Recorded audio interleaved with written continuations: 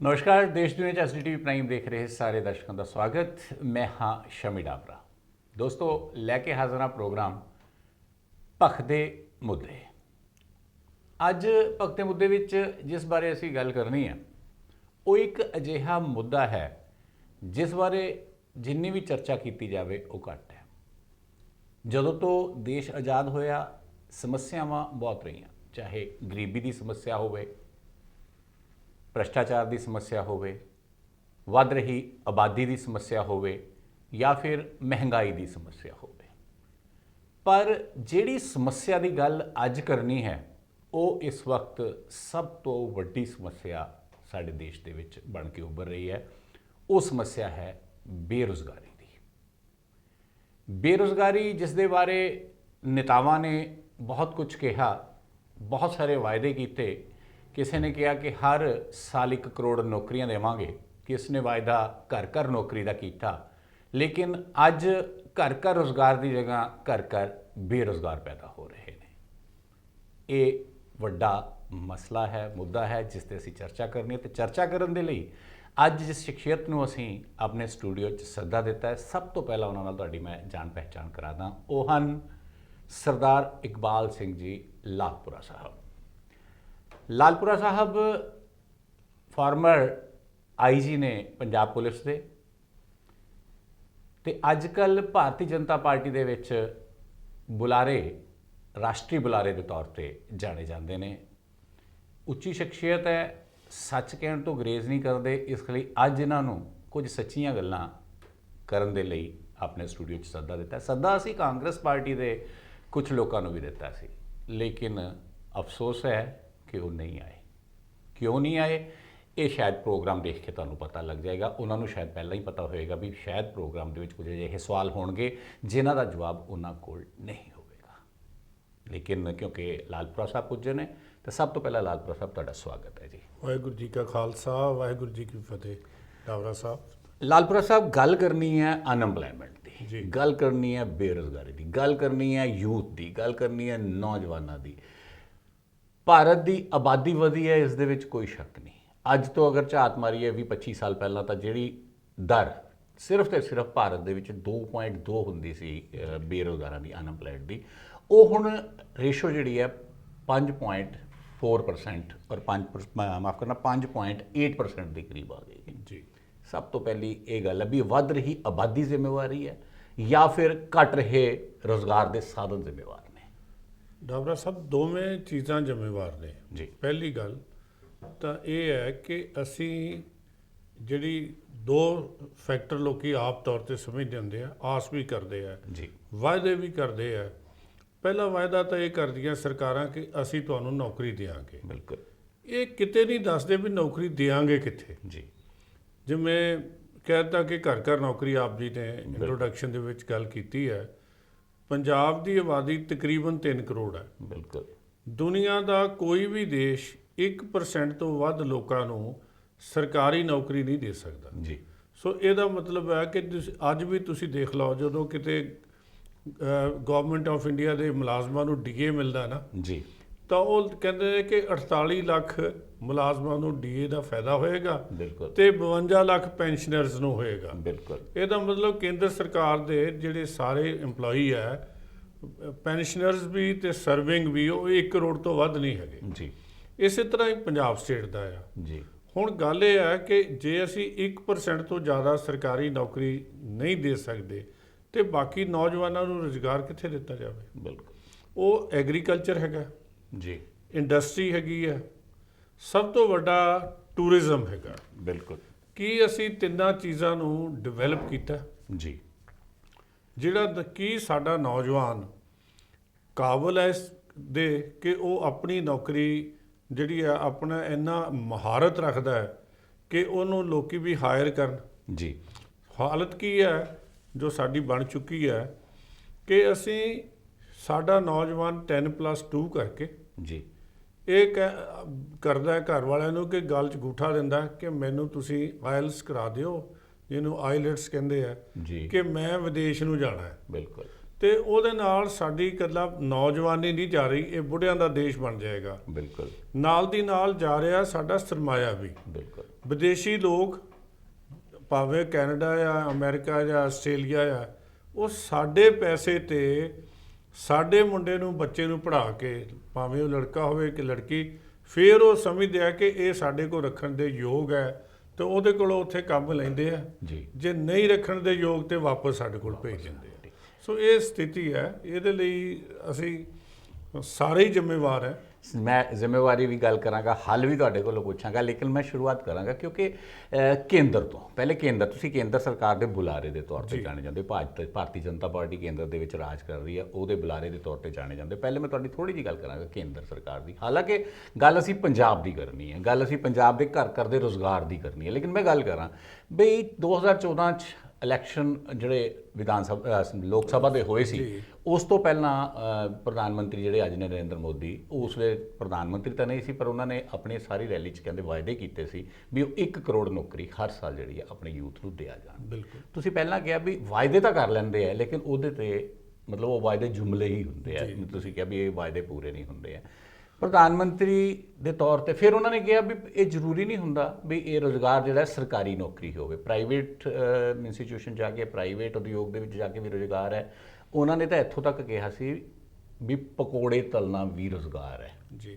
ਤੇ ਫਿਰ ਇਹ ਜਿਹੜਾ ਹੈ, ਪਹਿਲੇ ਦੱਸੋ ਵੀ ਉੱਥੇ ਜਾ ਕੇ ਕੇਂਦਰ ਸਰਕਾਰ ਆਪਣੇ ਇਸ ਪ੍ਰੋमिस ਤੋਂ क्यों फिर रही है? पकौड़े बेचता है और शाम को 200 रुपया कमा करके घर जाता है, उस व्यक्ति को आप रोजगार मानोगे कि नहीं मानोगे? ये 2 साल पकौड़ा बनाएगा तो तीसरी साल वो अपना रेस्टोरेंट खोल सकता है, अपना रेस्टोरेंट खोल सकता है, और 4, 5, 6 साल हो गया होता तो होटल नहीं बना सकता है। 125 करोड़ के देश को नौकरियों से रोजगार देना असंभव होता है। ਦੇਖੋ ਕੇਂਦਰ ਸਰਕਾਰ ਨੇ ਆਪਣੇ ਪ੍ਰੋਮਿਸ ਤੋਂ ਭੱਜੀ ਨਹੀਂ ਹੈਗੀ ਜੀ। ਗੱਲ ਇਹ ਹੈ ਕਿ ਇੰਡਸਟਰੀ ਡਿਵੈਲਪ ਹੋ ਰਹੀ ਹੈ ਜੀ, ਨਵੇਂ ਉਦਯੋਗ ਲੱਗ ਰਹੇ ਨੇ, ਔਰ ਉਹਨਾਂ ਦੇ ਵਿੱਚ ਬਹੁਤ ਸਾਰੇ ਜਿਹੜੇ ਨੌਜਵਾਨ ਹੈ ਉਹ ਟ੍ਰੇਨਡ ਹੋ ਕੇ ਸੈਟਲ ਹੋ ਰਹੇ। ਇੱਕ ਗੱਲ ਜੀ, ਇੱਕ ਬੜੀ ਅਜੀਬ ਗੱਲ ਹੈ ਕਿ ਜਿਹੜੀਆਂ ਕੇਂਦਰ ਦੀਆਂ ਐਜੂਕੇਸ਼ਨਲ ਇੰਸਟੀਟਿਊਸ਼ਨਸ ਹੈਗੀਆਂ ਨੇ, ਜਿਵੇਂ ਸਾਡੇ ਇੰਜੀਨੀਅਰਿੰਗ ਕਾਲਜ ਹੀ ਹੈਗੇ ਆ, ਉਹਨਾਂ ਦੇ ਵਿੱਚ ਤਾਂ ਜਿਹੜਾ ਵੀ ਬੱਚਾ ਆਉਂਦਾ ਹੈ ਉਹਨੂੰ ਨਾਲ ਦੀ ਨਾਲ ਨੌਕਰੀ ਵੀ ਮਿਲ ਜਾਂਦੀ ਹੈ ਜੀ। ਲੇਕਿਨ ਜਿਹੜੇ ਦੂਸਰੇ ਲੋਕ ਨੇ, ਜਿਵੇਂ ਸਟੇਟ ਦੇ ਇੰਜੀਨੀਅਰਿੰਗ ਕਾਲਜਿਸ ਹੈਗੇ ਆ ਜਾਂ ਦੂਜੀਆਂ ਇੰਸਟੀਟਿਊਸ਼ਨਸ ਹੈਗੀਆਂ, ਉਹਨਾਂ ਦੀ ਕਾਬਲੀਅਤ ਦੇ ਹਿਸਾਬ ਨਾਲ ਉਹ ਉਹਨਾਂ ਬੱਚਿਆਂ ਨੂੰ ਮੈਚ ਨਹੀਂ ਕਰ ਸਕਦੇ ਜੀ। ਦੂਜੀ ਗੱਲ ਹੈ ਕਿ ਸਾਡੇ ਇੱਕ ਆਦਤ ਨਹੀਂ ਹੈਗੀ ਲੋਕਾਂ ਨੂੰ ਬਈ ਆਪਣਾ ਪ੍ਰਾਈਵੇਟ ਕੰਮ ਕੀਤਾ ਜਾਵੇ ਜੀ। ਉਹਦੇ ਲਈ ਸਰਕਾਰ ਨੇ ਪੈਸਾ ਵੀ ਬਹੁਤ ਸਾਰਾ ਰੱਖਿਆ ਹੋਇਆ, ਨੌਜਵਾਨਾਂ ਲਈ ਵੀ ਰੱਖਿਆ। ਉਹ ਸਾਰੀਆਂ ਸਕੀਮਾਂ ਆਮ ਆਦਮੀ ਕੋਲ ਕਿਉਂ ਨਹੀਂ ਪਹੁੰਚਦੀਆਂ, ਇਹ ਵੀ ਇੱਕ ਵੱਡਾ ਕਾਰਨ ਹੈ ਜਿਹਦੇ ਕਰਕੇ ਸਾਨੂੰ ਅਨਇੰਪਲੋਇਮੈਂਟ ਨਜ਼ਰ ਆ ਰਹੀ ਹੈ। ਨਹੀਂ, ਦੂਸਰੇ ਪਾਸੇ ਤੁਸੀਂ ਇਹ ਨਹੀਂ ਸਮਝਦੇ ਵੀ ਸਕਿੱਲ ਤੇ ਅਨਸਕਿਲਡ ਦੇ ਵਿੱਚ ਫਰਕ ਪੈ ਗਿਆ ਕਿਤੇ ਨਾ ਕਿਤੇ? ਅਸੀਂ ਹਾਇਰ ਐਜੂਕੇਸ਼ਨ ਵੱਲ ਜ਼ੋਰ ਦੇ ਦਿੱਤਾ ਜਦ ਕਿ ਸਾਨੂੰ ਸਕਿੱਲਡ ਐਸਰ ਵਰਕਰਸ ਦੀ ਜ਼ਰੂਰਤ ਹੈ। ਦੇਖੋ, ਹਰ ਵਿਅਕਤੀ ਨੂੰ ਇੱਕ ਸਕਿੱਲਡ ਜਿਹੜਾ ਹੈ ਨਾ ਲੋੜ ਹੈ, ਭਾਵੇਂ ਉਹਨੇ ਖੇਤੀ ਹੀ ਕਰਨੀ ਹੋਵੇ ਜੀ। ਜੇ ਉਹਨੇ ਦੁਕਾਨਦਾਰੀ ਵੀ ਕਰਨੀ ਹੈ ਨਾ, ਤੇ ਤਾਂ ਵੀ ਉਹਨੂੰ ਕੰਪਿਊਟਰ ਆਉਣਾ ਚਾਹੀਦਾ ਜੀ। ਉਹਨੂੰ ਫਾਰਮ ਭਰਨੇ ਆਉਣੇ ਚਾਹੀਦੇ ਆ। ਅੱਜ ਜਿਹੜੀ ਆ ਸਕਿੱਲ ਤਾਂ ਹਰ ਚੀਜ਼ ਚਾਹੀਦੀ ਹੈ। ਬਿਲਕੁਲ। ਜਿਹੜਾ ਬੰਦਾ ਗਾਹਕ ਦੇ ਕੋਲ ਨੂੰ ਖੁਸ਼ ਹੀ ਨਹੀਂ ਕਰ ਸਕਦਾ, ਜੀ। ਉਹ ਸੌਦਾ ਕਿਵੇਂ ਵੇਚ ਸਕਦਾ? ਬਿਲਕੁਲ। ਸੋ ਗਵਰਨਮੈਂਟ ਆਫ ਇੰਡੀਆ ਕੋਸ਼ਿਸ਼ ਕਰ ਰਹੀ ਹੈ ਕਿ ਕਾਲਜਿਸ ਜਿਹੜੀਆਂ ਸੈਂਟਰਲ ਆਰਗੇਨਾਈਜੇਸ਼ਨਸ ਹੈਗੀਆਂ, ਉਹਨਾਂ ਨੂੰ ਪੰਜਾਬ ਦੇ ਵਿੱਚ ਜਿਵੇਂ IIT ਰੋਪੜ ਬਣ ਗਏ। ਬਿਲਕੁਲ। ਹੁਣ ਸਾਨੂੰ ਦੇਖਣ ਵਾਲੀ ਗੱਲ ਤਾਂ ਇਹ ਵੀ IIT ਰੋਪੜ ਦੇ ਵਿੱਚ ਪੰਜਾਬ ਦੇ ਕਿੰਨੇ ਨੌਜਵਾਨ ਆ ਜੀ। ਕੀ ਅਸੀਂ 80% ਸਾਡੇ ਨੌਜਵਾਨ ਉਹਦੇ 'ਚ ਹੈਗੇ ਆ? ਜੀ। ਤੇ ਬੰਦੇ ਤਾਂ ਸਾਰੇ ਬਾਹਰ ਦੇ ਆ, ਬਿਲਕੁਲ। ਔਰ ਉਹਨਾਂ ਨੂੰ ਸਾਰਿਆਂ ਨੂੰ ਸੈਟਲ ਹੋ ਜਾਣਾ। ਬਿਲਕੁਲ। IAS IPS ਵਾਲੇ ਪਾਸੇ ਵੀ ਉਹ ਮੁੰਡੇ ਜਾਣਗੇ। ਤੇ ਸਾਡੀਆਂ ਜਿਹੜੀਆਂ ਸੰਸਥਾਵਾਂ ਨੇ ਉਹ ਕਿਉਂ ਨਹੀਂ ਉਸ ਲੈਵਲ ਤੇ ਕਾ ਸਕਦੀਆਂ, ਸੈਂਟਰਲ ਆਰਗੇਨਾਈਜੇਸ਼ਨ ਦੇ ਲੈਵਲ ਤੇ? ਇਹਦੇ ਲਈ ਉਦਮ ਕਰਨ ਦੀ ਲੋੜ ਹੈ। ਦੂਜੀ ਗੱਲ ਹੈ ਵੀ ਆਹ 2 ਸਾਲ ਦੀ ਤਾਂ ਅਸੀਂ ਇੱਕ ਕੋਰੋਨਾ ਕਰਕੇ ਸਮੱਸਿਆ ਹੈ, ਲੇਕਿਨ ਸਾਡੇ ਟੂਰਿਜ਼ਮ ਬਹੁਤ ਵੱਡੀ ਇੰਡਸਟਰੀ ਹੈ। ਬਿਲਕੁਲ। ਉਹਦੇ ਵਿੱਚ ਲੱਖਾਂ ਲੋਕਾਂ ਨੂੰ ਕਾਰੋਬਾਰ ਮਿਲ ਰਿਹਾ ਜੀ। ਆਪ ਜੀ ਜਾਂਦੇ ਹੋਗੇ ਵੈਸ਼ਨੋ ਦੇਵੀ ਦੀ ਮਾਤਾ ਦੇ ਦਰਸ਼ਨਾਂ ਨੂੰ, ਆਪ ਜੀ ਨੂੰ ਮਤਲਬ ਦੇਖ ਕੇ ਖੁਸ਼ੀ ਹੋਏਗੀ ਕਿ ਉੱਥੇ ਘੱਟੋ ਘੱਟ 100 5 ਸਟਾਰ ਹੋਟਲ ਹੈ ਬਿਲਕੁਲ ਕਟੜੇ ਦੇ ਆਲੇ ਦੁਆਲੇ, ਉਹ ਸਾਰਾ ਟੂਰਿਜ਼ਮ ਦੇ ਵਿੱਚੋਂ ਪੈਸਾ ਕਮਾਇਆ ਜਾ ਰਿਹਾ। ਬਿਲਕੁਲ ਜੀ। ਔਰ ਇਸੇ ਤਰ੍ਹਾਂ ਹੀ ਹੋਰ ਸਾਰੇ ਜਿਹੜੇ ਸਾਡੇ, ਕਿਉਂਕਿ ਐਕਸਪਲੋਇਟੇਸ਼ਨ ਤਾਂ ਉਸ ਚੀਜ਼ ਦੀ ਹੁੰਦੀ ਹੈ ਜਿਹੜੀ ਸਾਡੇ ਕੋਲ ਹੋਵੇ। ਇਹ ਸੰਭਾਵਨਾਵਾਂ ਕੀ ਨੇ, ਰੋਜ਼ਗਾਰ ਕਿੱਥੋਂ ਪੈਦਾ ਕੀਤੇ ਜਾ ਸਕਦੇ ਨੇ, ਇਹ ਗੱਲ ਹੈ। ਲੇਕਿਨ ਕ੍ਰੀਏਟਿਵਿਟੀ ਤਾਂ ਚਾਹੀਦੀ ਹੈ। ਦੇਖੋ ਯੂਪੀਏ ਦੀ ਸਰਕਾਰ ਸੀ ਤਾਂ ਕਿਹਾ ਜਾਂਦਾ ਵੀ 9 ਲੱਖ ਦੇ ਕਰੀਬ ਰੋਜ਼ਗਾਰ ਹਰ ਸਾਲ ਪੈਦਾ ਕੀਤੇ ਜਾਂਦੇ ਸੀ ਨਵੇਂ, ਜਿਹੜੇ ਹੁਣ ਰੇਸ਼ੋ ਘਟ ਕੇ ਇਸ ਸਰਕਾਰ ਦੇ ਵਿੱਚ 1,35,000 ਆ ਗਈ ਹੈ। ਇਹ ਮੈਂ ਨਹੀਂ ਕਹਿ ਰਿਹਾ, ਇਹ ਜਿਹੜਾ ਹੈ CMIE centre for monitoring Indian economy ਜਿਹੜੀ ਹੈ ਉਹਦਾ ਸਰਵੇ ਹੈਗਾ ਇਹਦੇ ਵਿੱਚ। ਇਹ ਫਿਰ ਮਤਲਬ ਅਜਿਹਾ ਕਿਉਂ ਹੋ ਰਿਹਾ ਹੈ? ਇੱਕ ਪਾਸੇ ਅਸੀਂ ਕਹਿੰਦੇ ਸਾਡੇ ਬੱਚੇ ਪੜ੍ਹ ਲਿਖ ਰਹੇ ਨੇ, ਡਿਗਰੀਆਂ ਕਰ ਰਹੇ ਨੇ, ਬਹੁਤ ਬੜੀਆਂ ਵਧੀਆ ਜਗ੍ਹਾ ਦੇ ਉੱਤੇ ਜਾ ਕੇ ਐਡਜਸਟ ਹੋਣਗੇ। ਦੂਸਰੇ ਪਾਸੇ ਸਾਡੇ ਰੋਜ਼ਗਾਰ ਦੇ ਜਿਹੜੇ ਕ੍ਰੀਏਸ਼ਨ ਹੈ, ਜਿਹਨਾਂ ਨੇ ਕ੍ਰੀਏਟ ਕਰਨੇ ਰੋਜ਼ਗਾਰ, ਉਹ ਘਟਾ ਰਹੇ ਹੈ। ਦੇਖੋ ਜਿਹੜੇ ਰੋਜ਼ਗਾਰ ਜਿਹੜੇ ਹੈ ਨਾ, ਜਿਹੜੀ ਇੰਡਸਟਰੀ ਹੈ ਉਹ ਅੱਗੇ ਵੱਧ ਰਹੀ ਹੈ ਜੀ। ਇੰਡਸਟਰੀਅਲ ਜਿਹੜੀ ਹੈ ਨਾ, ਜਿਵੇਂ ਅਸੀਂ ਦੇਖੀਏ ਹਿਮਾਚਲ ਤੋਂ ਟਾਹਲੀਵਾਲ ਤੋਂ ਲੈ ਕੇ ਤੇ ਪੌਂਟਾ ਸਾਹਿਬ ਤੱਕ, ਜਿੱਥੋਂ ਤੱਕ ਵੀ ਹਿਮਾਚਲ ਦਾ ਏਰੀਆ ਲੱਗਦਾ ਹੈ, ਬਿਲਕੁਲ ਉੱਥੇ ਨਾਲ ਇੰਡਸਟਰੀ ਡਿਵੈਲਪ ਹੋਈ ਹੈ ਜੀ। ਰੁਜ਼ਗਾਰ ਮਿਲ ਰਿਹਾ, ਜਿਹੜੇ ਪੰਜਾਬ ਦੇ ਨੌਜਵਾਨ ਵੀ ਜਾ ਕੇ ਉੱਥੇ ਕਾਰੋਬਾਰ ਕਰ ਰਹੇ ਆ। ਬਿਲਕੁਲ ਇਸੇ ਤਰ੍ਹਾਂ ਦੂਜੀਆਂ ਸਟੇਟਾਂ ਵੀ ਡਿਵੈਲਪ ਹੋ ਰਹੀਆਂ। ਜਿਹੜੀ ਆ 2 ਸਾਲ ਦੀ ਗੱਲ, ਜਿਵੇਂ ਆਪ ਨੂੰ ਮੈਂ ਬੇਨਤੀ ਕੀਤੀ ਹੈ ਕਿ ਟੂਰਿਜ਼ਮ ਤਾਂ ਠੱਪ ਹੋ ਗਿਆ, ਬਿਲਕੁਲ। ਤੇ ਟੂਰਿਜ਼ਮ ਹੀ ਦੁਨੀਆ ਦੀ ਸਭ ਤੋਂ ਵੱਡੀ ਜਿਹੜੀ ਹੈ ਇੰਡਸਟਰੀ ਹੈ, ਜਿਹਦੇ ਵਿੱਚ ਸਭ ਤੋਂ ਜ਼ਿਆਦਾ ਏਮਪਲੋਇਮੈਂਟ ਹੁੰਦੀ ਹੈ ਔਰ ਸਭ ਤੋਂ ਜ਼ਿਆਦਾ ਪੈਸਾ ਕਮਾਇਆ ਜਾਂਦਾ ਹੈ। ਦੋਸਤੋ ਹੁਣ ਗੱਲ ਕਰਾਂਗੇ ਪੰਜਾਬ ਦੀ। ਪੰਜਾਬ ਦੇ ਮੁੱਖ ਮੰਤਰੀ ਸਾਹਿਬ ਨੇ ਇੱਕ ਵਾਰ ਤਾਂ ਗੁਟਕਾ ਹੱਥ 'ਚ ਲੈ ਕੇ ਤੇ ਦੂਸਰੀ ਵਾਰ ਇੱਕ ਪ੍ਰੈਸ ਕਾਨਫਰੰਸ ਦੇ ਵਿੱਚ ਪੱਤਰਕਾਰਾਂ ਦੇ ਸਾਹਮਣੇ ਕੀ ਕਿਹਾ ਸੀ, ਪਹਿਲਾਂ ਤੁਹਾਨੂੰ ਇਸ ਮੇਰਾ ਕਮਿਟਮੈਂਟ ਹੈ ਕਿ ਪੰਜਾਬ ਵਿੱਚ ਅਸੀਂ ਨੌਕਰੀਆਂ ਦਾ ਹਰ ਘਰ 'ਚੋਂ ਇੱਕ ਨੌਕਰੀ ਦੇਵਾਂਗੇ। ਮੇਰਾ ਨੁਕਤਾ ਹਰ ਘਰ ਵਿੱਚ ਇੱਕ ਨੌਕਰੀ ਪੱਕੀ। ਸੋ ਸੁਣਿਆ ਤੁਸੀਂ, ਪੰਜਾਬ ਦੇ ਉਸ ਵਕਤ ਮੁੱਖ ਮੰਤਰੀ ਨਹੀਂ ਸੀ ਜਿਹੜੇ ਅੱਜ ਮੁੱਖ ਮੰਤਰੀ ਨੇ, ਕੈਪਟਨ ਅਮਰਿੰਦਰ ਸਿੰਘ। ਉਹਨਾਂ ਨੇ ਕਿਹਾ ਸੀ ਕਿ ਮੈਂ ਘਰ ਘਰ ਰੁਜ਼ਗਾਰ ਦੇਵਾਂਗਾ। ਜੇ ਰੁਜ਼ਗਾਰ ਨਾ ਦੇ ਪਾਇਆ ਤਾਂ ਜਿਹੜੇ ਅਨਐਮਪਲਾਇਡ ਹੋਣਗੇ ਉਹਨਾਂ ਨੂੰ 2500 ਰੁਪਇਆ ਬੇਰੁਜ਼ਗਾਰੀ ਭੱਤਾ ਮਿਲ ਦਿੱਤਾ ਜਾਏਗਾ। ਲੇਕਿਨ ਹੈਰਾਨਗੀ ਦੀ ਇਹ ਗੱਲ ਹੈ ਕਿ ਅੱਜ ਪੰਜਾਬ ਵਰਗਾ ਸੂਬਾ, ਜਿਸ ਨੂੰ ਕਿਹਾ ਜਾਂਦਾ ਹੈ ਕਿ ਬੜਾ ਖੁਸ਼ਹਾਲ ਸੂਬਾ ਹੈ, ਉਹ ਬੇਰੁਜ਼ਗਾਰੀ ਦੀ ਦਰ ਦੇ ਵਿੱਚ ਬਿਹਾਰ, ਹਰਿਆਣਾ, ਕੇਰਲਾ, ਉੱਤਰਾਖੰਡ ਤੋਂ ਬਾਅਦ 5ਵੇਂ ਨੰਬਰ ਦੇ ਉੱਤੇ ਆ ਗਿਆ ਹੈ। ਭਾਵ ਪੰਜਾਬ ਦੀ ਬੇਰੁਜ਼ਗਾਰੀ ਦਰ ਪੂਰੇ ਭਾਰਤ ਦੇ ਵਿੱਚ 5ਵੇਂ ਨੰਬਰ ਤੇ ਹੈ। ਅੱਜ ਪੰਜਾਬ ਦੇ ਬੱਚਿਆਂ ਦੇ ਉੱਤੇ ਅਗਰ ਰੁਜ਼ਗਾਰ ਮੰਗਣ ਜਾਂਦੇ ਨੇ, ਅਗਰ ਵਾਅਦੇ ਯਾਦ ਕਰਾਉਣ ਜਾਂਦੇ ਨੇ, ਤਾਂ ਉਹਨਾਂ ਦੀ ਕੁਟਾਈ ਕੀਤੀ ਜਾਂਦੀ ਹੈ, ਉਹਨਾਂ ਨੂੰ ਮਾਰਿਆ ਜਾਂਦਾ ਹੈ। ਜਾਂ ਫਿਰ ਬੱਚੇ ਕੀ ਕਰ ਰਹੇ ਨੇ? ਬੱਚੇ ਫਰਸਟ੍ਰੇਸ਼ਨ ਦਾ ਸ਼ਿਕਾਰ ਹੋ ਕੇ ਸੁਸਾਈਡ ਕਰ ਰਹੇ ਨੇ।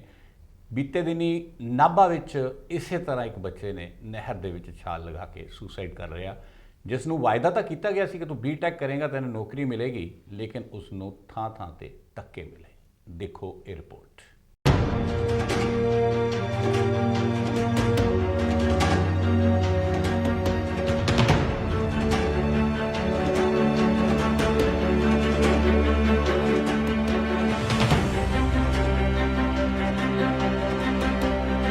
ਪੰਜਾਬ ਸਰਕਾਰ ਨੇ ਵਾਅਦਾ ਕਰਿਆ ਸੀ 2017 ਦੇ ਵਿੱਚ ਕਿ ਅਸੀਂ ਘਰ ਘਰ ਨੌਕਰੀ ਦੇਵਾਂਗੇ। ਨੌਜਵਾਨਾਂ ਨੂੰ ਉਮੀਦ ਸੀ ਕੋਈ।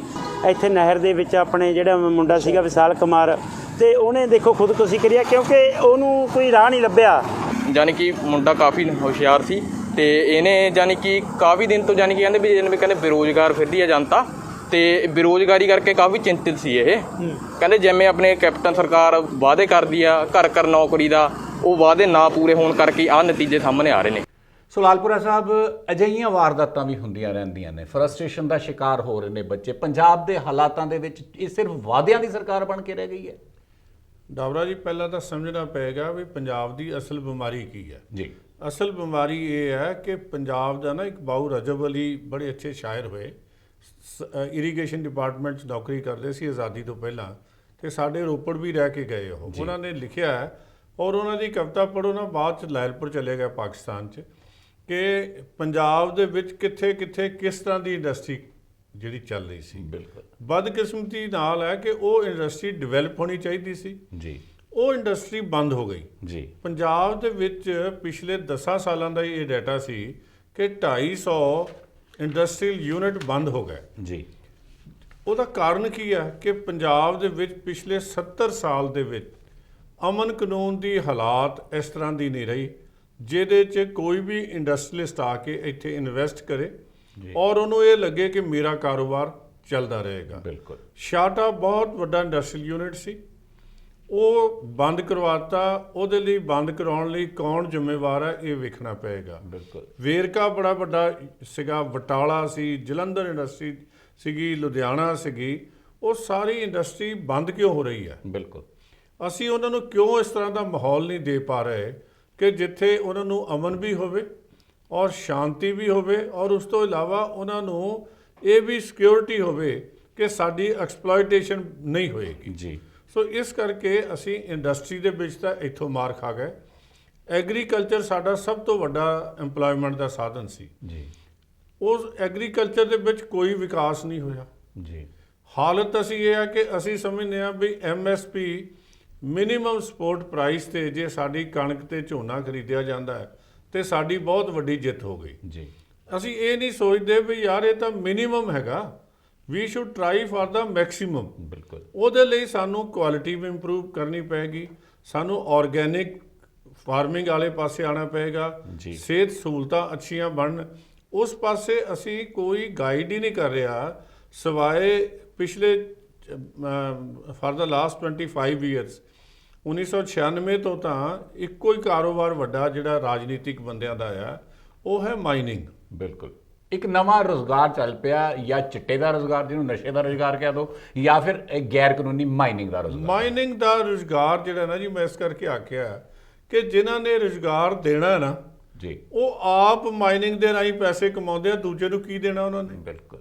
ਜਿਨ੍ਹਾਂ ਤੋਂ ਅਸੀਂ ਆਸ ਕਰਦੇ ਹਾਂ ਕਿ ਇਹ ਲੋਕਾਂ ਨੂੰ ਹੋਰ, ਪਹਿਲਾਂ ਇੱਕ ਠੇਕੇ ਤੇ ਇੱਕ ਬੰਦੇ ਦਾ ਛੋਟੀ ਜਿਹੀ ਦੁਕਾਨ ਹੁੰਦੀ ਸੀ ਜੀ, ਹੁਣ ਇੱਕ ਗੈਂਗ ਬਣ ਗਿਆ, ਇੱਕ ਮਾਫੀਆ ਬਣ ਗਿਆ, ਇੱਕ ਗਰੁੱਪ ਬਣ ਗਿਆ, ਇੱਕੋ ਬੰਦੇ ਦੇ ਕੋਲ ਸਾਰੇ ਪੰਜਾਬ ਦੇ ਠੇਕੇ ਆ। ਬਿਲਕੁਲ। ਜਿੱਥੇ ਵੀ ਕਾਰੋਬਾਰ, ਜੇ ਟਰਾਂਸਪੋਰਟ ਹੈ ਉਹ ਵੀ ਇੱਕ ਬੰਦੇ ਕੋਲ ਹੈ, ਬਿਲਕੁਲ। ਜੇ ਐਕਸਾਈਜ਼ ਦਾ ਕੰਮ ਹੈ ਤਾਂ ਵੀ ਇੱਕ ਬੰਦੇ ਕੋਲ ਹੈ।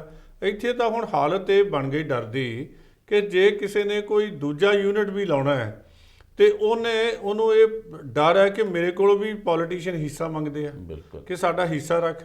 ਜਿਸ ਤਰ੍ਹਾਂ ਜੇ ਇਸ ਤਰ੍ਹਾਂ ਦਾ ਮਾਹੌਲ ਹੋਏਗਾ, ਇੰਡਸਟਰੀ ਕਿੱਥੇ ਆਏਗੀ? ਬਿਲਕੁਲ। ਅਸੀਂ ਬੜਾ ਰੌਲਾ ਪਾਉਂਦੇ ਆ ਕਿ ਅੰਬਾਨੀ ਤੇ ਅਡਾਨੀ ਖਾ ਗਏ ਜੀ, ਲੇਕਿਨ ਕਦੇ ਅਸੀਂ ਇਹ ਵਿਚਾਰ ਨਹੀਂ ਕੀਤਾ ਕਿ ਭਾਰਤੀ ਮਿੱਤਲ ਜਿਹੜੇ ਆ ਲੁਧਿਆਣੇ ਦੇ ਰਹਿਣ ਵਾਲੇ ਏਅਰਟੈਲ ਦੇ ਮਾਲਕ ਹੈ, ਜਿਹੜੇ ਥਾਪਰ ਹੈਗੇ ਆ ਜਗਜੀਤ ਕਾਟਨ ਟੈਕਸਟਾਈਲ ਮਿਲ ਦੇ ਮਾਲਕ ਸੀਗੇ, ਪੁਰਾਣੇ 100 ਸਾਲ ਤੋਂ ਕੰਮ ਕਰ ਰਹੇ ਆ, ਜਿਹੜੇ ਮੁੰਜਾਲ ਹੈਗੇ ਆ ਹੀਰੋ ਸਾਈਕਲ ਵਾਲੇ, ਜਾਂ ਅਪੋਲੋ ਟਾਇਰਸ ਦੇ ਮਾਲਕ ਓਂਕਾਰ ਸਿੰਘ ਹੋਰੀ, ਉਹ ਪੰਜਾਬ 'ਚ ਇੰਡਸਟਰੀ ਕਿਉਂ ਨਹੀਂ ਲਾ ਰਹੇ? ਭਾਈ ਸਰਦਾਰ ਮੋਹਨ ਸਿੰਘ ਹੋਰੀ ਜਿਹੜੇ ਉਬਰਾਏ, ਉਹਨਾਂ ਦੇ ਹੋਟਲ ਇੱਥੇ ਪੰਜਾਬ 'ਚ ਕਿਉਂ ਨਹੀਂ ਹੈਗੇ? ਸੋ ਉਹਦੇ ਲਈ ਇੱਕੋ ਗੱਲ ਹੈ ਕਿ ਸਾਡੀ ਪੋਲੀਟੀਕਲ ਲੀਡਰਸ਼ਿਪ ਤੇ ਲਾਅ ਐਂਡ ਆਰਡਰ ਜਿਹੜਾ ਹੈ ਨਾ, ਉਹਦਾ ਖਰਾਬ ਹੋਣਾ ਦੋਵੇਂ ਜ਼ਿੰਮੇਵਾਰ ਹੈ। ਉਹਦੇ ਲਈ ਸਾਨੂੰ ਯਤਨ ਕਰਨਾ ਪਏਗਾ। ਫਿਰ ਰੁਜ਼ਗਾਰ ਦੀ ਕਮੀ ਨਹੀਂ ਹੈਗੀ। ਰੁਜ਼ਗਾਰ ਦਾ ਇੱਥੇ ਇਹ ਹਾਲਤ ਹੈ, ਇਸ ਧਰਤੀ ਤੇ ਗੋਰੇ ਆ ਕੇ ਨੌਕਰੀ ਕਰਦੇ ਸੀ, ਤੇ ਅੱਜ ਹਾਲਤ ਇਹ ਹੈ ਕਿ ਅਸੀਂ ਉਹਨਾਂ ਦੀ ਨੌਕਰੀ ਕਰਨ ਲਈ ਬਾਹਰ ਭੱਜੇ ਜਾਂਦੇ ਹਾਂ। ਤੁਸੀਂ ਟੂਰਿਜ਼ਮ ਦੀ ਇੰਡਸਟਰੀ ਨੂੰ ਬੜਾ ਕਿਹਾ ਵੀ ਇਹ ਹੋਣੀ ਚਾਹੀਦੀ, ਠੀਕ ਹੈ। 2 ਸਾਲ ਤੋਂ ਕਰੋਨਾ ਹੈ, ਉਸ ਦੇ ਵਿੱਚ ਅਸੀਂ ਮੰਨਦੇ ਹਾਂ ਵੀ ਇਹ ਜਿਹੜੀ ਐਮਪਲੋਇਮੈਂਟ ਰੇਟ ਵੀ ਵਧਿਆ ਹੈ, ਜਿਹੜਾ ਇੰਡੀਆ ਦਾ ਸੀਗਾ 5.8, ਉਹ ਤਕਰੀਬਨ 8.9 ਹੋ ਚੁੱਕਿਆ। ਜੇ ਅਸੀਂ ਸਾਲ 2 ਸਾਲ ਦਾ ਦੇਖੀਏ, ਇਹਦੇ 'ਚ ਕੋਈ ਸ਼ੱਕ ਨਹੀਂ। ਇਹਦੇ 'ਚ ਸਭ ਤੋਂ ਵੱਡਾ ਇਫੈਕਟ ਜਿਹੜੀ ਟੂਰਿਜ਼ਮ ਇੰਡਸਟਰੀ ਹੈ ਇਹਨੂੰ ਹੋਇਆ ਹੈ। ਤੁਸੀਂ ਟੂਰਿਜ਼ਮ ਇੰਡਸਟਰੀ, ਪੰਜਾਬ ਇੱਕ ਟੂਰਿਜ਼ਮ ਹੱਬ ਨਹੀਂ? ਪੰਜਾਬ ਤਾਂ ਐਸੀ ਟੂਰਿਜ਼ਮ ਹੱਬ ਹੈ ਜਿਸ ਧਰਤੀ ਤੇ ਅਸੀਂ ਬੈਠੇ ਹਾਂ, ਇੱਥੇ 6 ਗੁਰੂ ਸਾਹਿਬਾਨ ਨੇ ਆਪਣਾ ਜੀਵਨ, ਉਹਨਾਂ ਦੀ ਕਰਮ ਭੂਮੀ ਹੈ। ਗੁਰੂ ਨਾਨਕ ਪਾਤਸ਼ਾਹ ਵੀ ਆਏ, ਗੁਰੂ ਹਰਗੋਬਿੰਦ ਸਾਹਿਬ, ਗੁਰੂ ਹਰਰਾਏ ਸਾਹਿਬ, ਗੁਰੂ ਹਰਕ੍ਰਿਸ਼ਨ ਸਾਹਿਬ, ਗੁਰੂ ਤੇਗ ਬਹਾਦਰ, ਗੁਰੂ ਗੋਬਿੰਦ ਸਿੰਘ ਸਾਹਿਬ ਦੀ ਇਹ ਜਨਮ ਤੇ ਕਰਮ ਭੂਮੀ ਹੈ। ਬਿਲਕੁਲ। ਲੇਕਿਨ ਤੁਸੀਂ ਹੈਰਾਨ ਹੋਗੇ, ਇੱਥੇ ਇੱਕ ਵੀ 5 ਸਟਾਰ ਹੋਟਲ ਨਹੀਂ ਜੀ। ਇੱਥੇ ਜੋ ਕੌਤਕ ਵਰਤਾਏ ਗਏ, ਕੀ ਅਸੀਂ ਇੱਥੇ ਭਾਈ ਕਨਈਆ ਜੀ ਦੇ ਨਾਂ ਦਾ ਕੋਈ ਹਸਪਤਾਲ ਬਣਾਇਆ? ਉਹਨਾਂ ਦੀ ਯਾਦ, ਉਹ ਗੱਲ ਯਾਦ ਕਰਾਉਣ ਲਈ ਜਿੱਥੇ ਉਹ ਜਿਹੜੇ ਦੁਸ਼ਮਣਾਂ ਨੂੰ ਵੀ ਤੇ ਦੋਸਤਾਂ ਨੂੰ ਵੀ ਬਰਾਬਰ ਪਾਣੀ ਪਿਲਾਉਂਦੇ ਸੀ।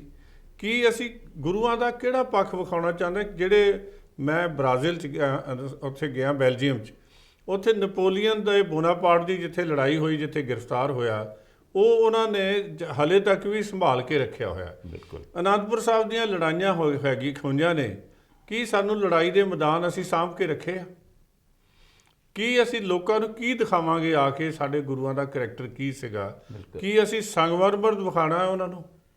ਜਾਂ ਇਤਿਹਾਸ ਵਿਖਾਉਣਾ ਹੈ। ਇਸੇ ਤਰ੍ਹਾਂ ਹੀ ਸਾਡੇ ਕੋਲ ਪਾਣੀ ਹੈ ਸਤਲੁਜ ਦਰਿਆ ਦਾ, ਸਾਡੇ ਕੋਲ ਭਾਖੜਾ ਡੈਮ ਹੈਗਾ, ਸਾਡੇ ਕੋਲ ਪਹਾੜ ਹੈਗੇ ਆ, ਕੋਈ ਐਸੀ ਚੀਜ਼ ਨਹੀਂ ਹਿਸਟਰੀ ਆ ਜਿਹਨੂੰ ਲੋਕੀ ਮੇਰੇ ਖਿਆਲ ਵੀ ਜੇ ਅਨੰਦਪੁਰ ਸਾਹਿਬ ਆ ਕੇ ਕੋਈ ਮਹੀਨਾ ਵੀ ਰਵੇ ਨਾ ਤੇ ਉਹ ਸਾਰੀ ਹਿਸਟਰੀ ਤੋਂ ਜਾਣੂ ਨਹੀਂ ਹੋ ਸਕਦਾ।